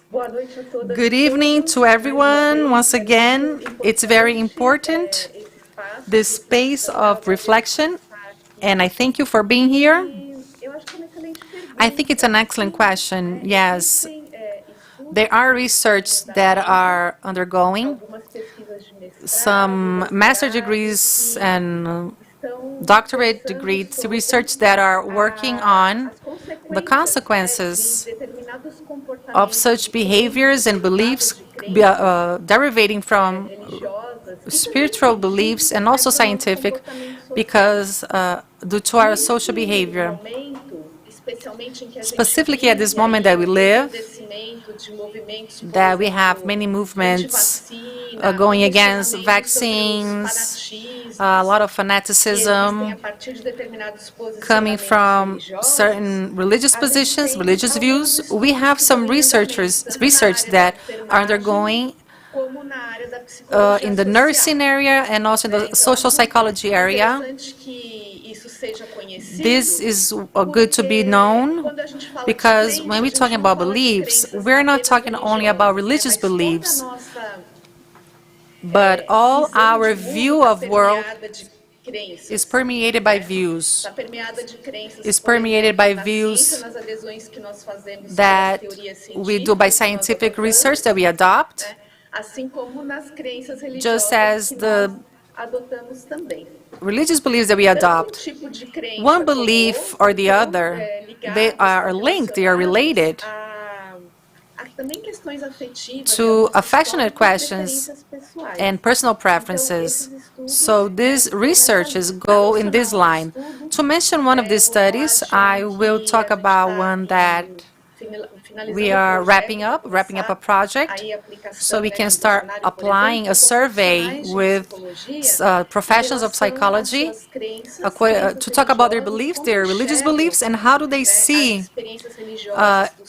the spiritual experience of their patients, and how do they deal with their own beliefs. Like I said, towards the end of the video, one of our worries is how the health professionals, specifically psychologists, as like my case, because I am a psychologist and I act in this area, but also doctors and the social workers who are always in contact with the public, who have demands related to these religious issues, how do they deal with it? This is a study that we are making in the Instituto Psi. We will do with several professionals. And I also have a student who's also doing a research on the formation of psychology. They are professors of psychology within universities to know how this is or not treated. We see that many graduate degree, graduate psychology courses, they don't deal with these issues. But it's very important. There are some courses that deal with this theme, and how do they deal with them? How do they bring it? Or how is this between the lines? What are the demands for the students themselves who do not discuss these questions in the course? How will they deal with these issues when they come in their daily lives? They come across in their daily lives. So this has to do with how they can give direction or guidelines and to help treat sufferings, to questions that come from religious beliefs in moments of their options for a treatment, a type of treatment, for example, will have conflict with specific religious beliefs. So, yes, answering in an objective way, but very quickly, yes, there are studies that even more so, they become even greater, are going towards the direction. Let's go on with the question of Teresa Cristina. Dr. Fatima, you have said very clearly the contribution of religiosity to the well-development of mental health. In your opinion, what is missing for this to be elevated to public policies, specifically in a post-pandemic period?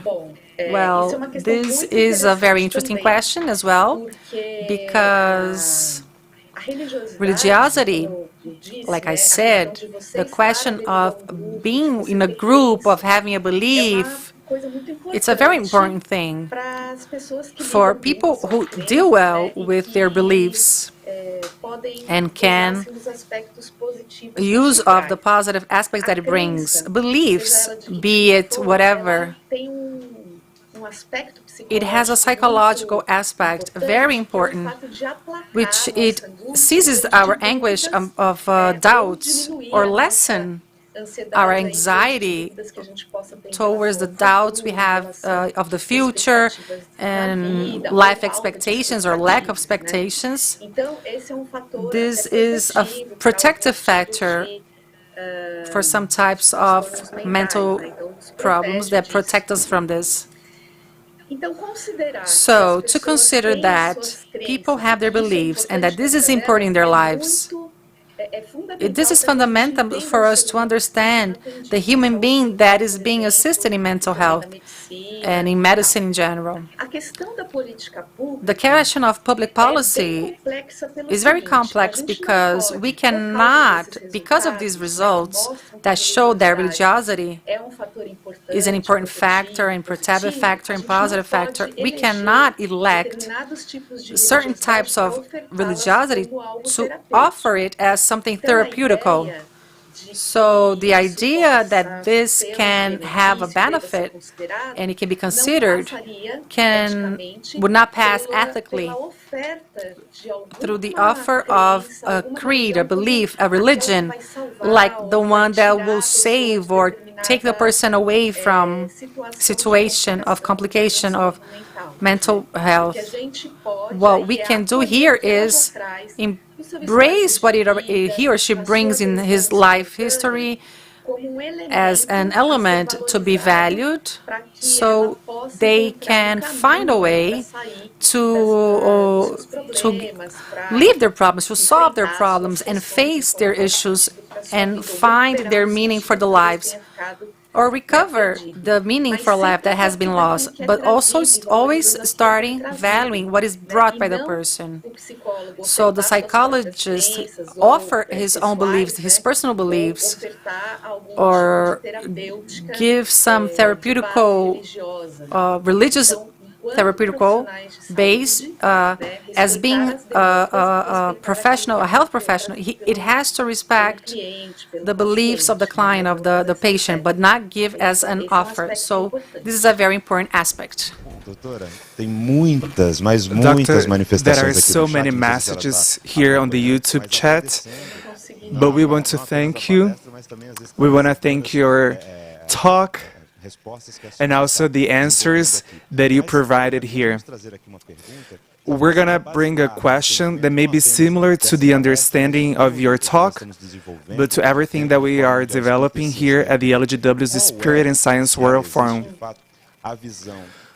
What is the view of religiousness and spirituality from the point of view of science?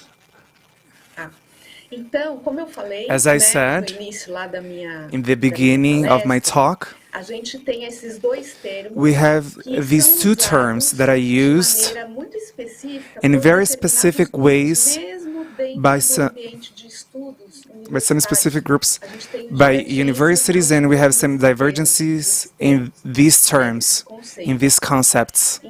So, there are some groups of researchers, and who is here.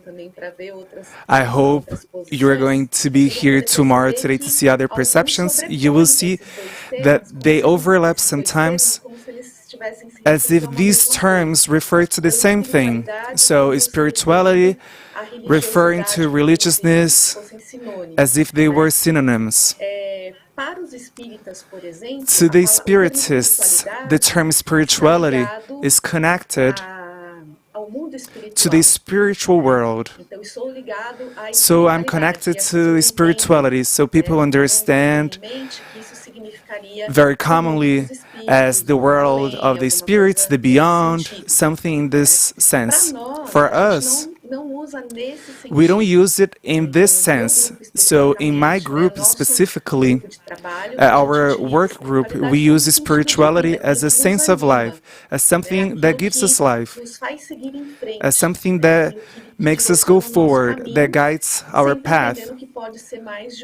Always understanding that can be more than one thing that could guide us in life. And religiousness as a practice, as practices and rituals, following our religion or our religious view, not 100% following or practicing the religion. So, to some extent, to a lot of people, religiousness finds spirituality, religion, or this spiritual practices that gives this meaning of life.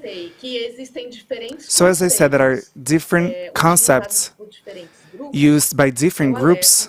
I warn you that when you read texts about these topics, that you pay attention to what point of view the author is writing from, so you can understand to what they are referring to. So when we read different researches that are based on different terminology, use different terminology, and put the two results together, we can have the false idea of uniformity, which is not true. So we have to pay close attention to that. So there is not a consensus, but there are a lot of attempts, a lot of dialogues among peers, presenting pros and cons of this concept and the other. So we can try to uniformize this, but it was not possible. But this is something very important. The dialogue is very important in science, and from this dialogue that we will find growth, so we can talk among the different perspectives. Dr. Fatima, Regina, the messages here in the chat are arriving, and they are indicating that the paths are open, so we can talk in other occasions. We thank you for your kindness. We thank you on behalf of the Legion of Goodwill, your affection for being here with us until the end of our event. Now the floor is open to your final considerations. I would like to thank you for welcoming and giving me the floor to talk about our position and mention other positions. And I would like to say that something that is beautiful and important in this event is the respect that I see here, and also the common search for something that unites us in different views, the search for peace, for culture of peace. There are always spaces as dialogues as this one promotes this search and makes us advance in this path for a culture of peace that we all long for. So I hope that we can achieve this, and may we nurture this path, opening and listening and expressing our opinions. Thank you very much. Thank you. We heard the talk and the words and the answers by Dr. Fatima Machado, collaborating professor on the graduate program in social psychology at the Institute of Psychology of the University of São Paulo, and co-leader and scientific director of InterPsi, Psychosocial Studies Laboratory, Belief, Subjectivity, Culture, and Health.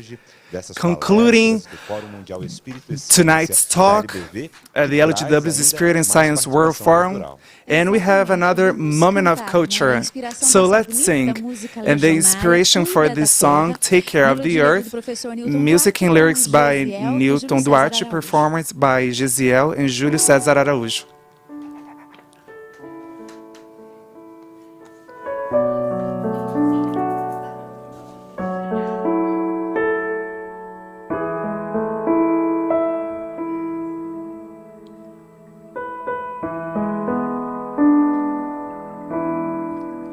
Cuida do céu, cuida do ar, cuida do sol e do luar, cuida das águas e mares, sem poluir, contaminar, cuida também dos animais, que tanto bem eles nos fazem, cuida da terra.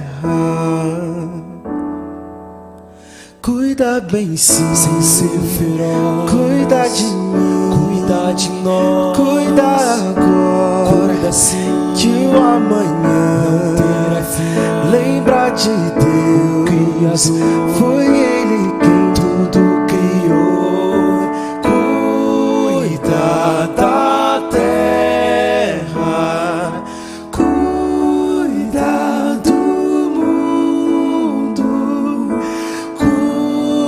da vida, cuida de nós, cuida da terra.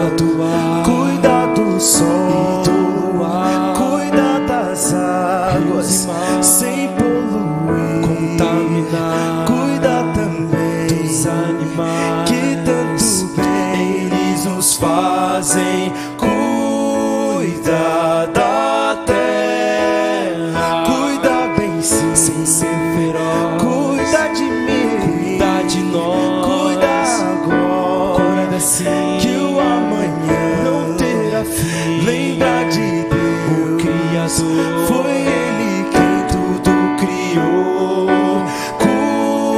Cuida da terra, cuida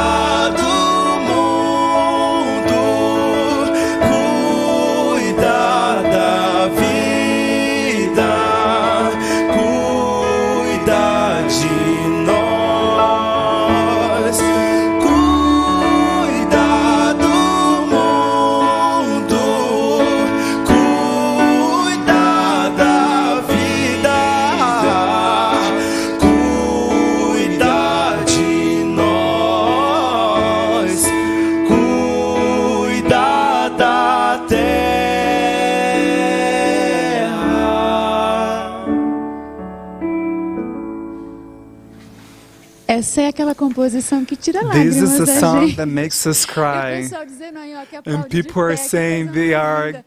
Júlio César, clapping, Gisele, they're obrigada standing. pela parceria na Gisele live de and hoje, Julio aqui com a César, gente, thank you for the partnership here at the LGW's Spirit and Science World Forum. Thank you very much for this opportunity. It was really good for everybody. It was a great pleasure to participate in this event. Our heart and brain nurtured here in a complete way so we can develop ourselves even more. Nos nossos encontros de outubro, né, In our esse evento acontece sempre dentro das comemorações meetings, do aniversário do these Templo da Boa events Vontade, take esse ano, place 33 in anos. celebration of the 33 Amanhã, years of the então, Temple o of Eduardo Goodwill. vai estar na So programação Eduardo will desses be 33 participating anos. in the Obrigada pela programming parceria desse of ano. these Letícia festivities, Elizabeth vai estar com a and gente. Letícia Elizabeth will join us tomorrow. Thank you for the opportunity. And we want to thank the journalist, radio broadcaster, and writer José de Paiva Netto, who opens this space where everybody has voices. And this is a unique aspect. And people from different religions and also scientists can bring their contributions, as well as people that are participating from the chat.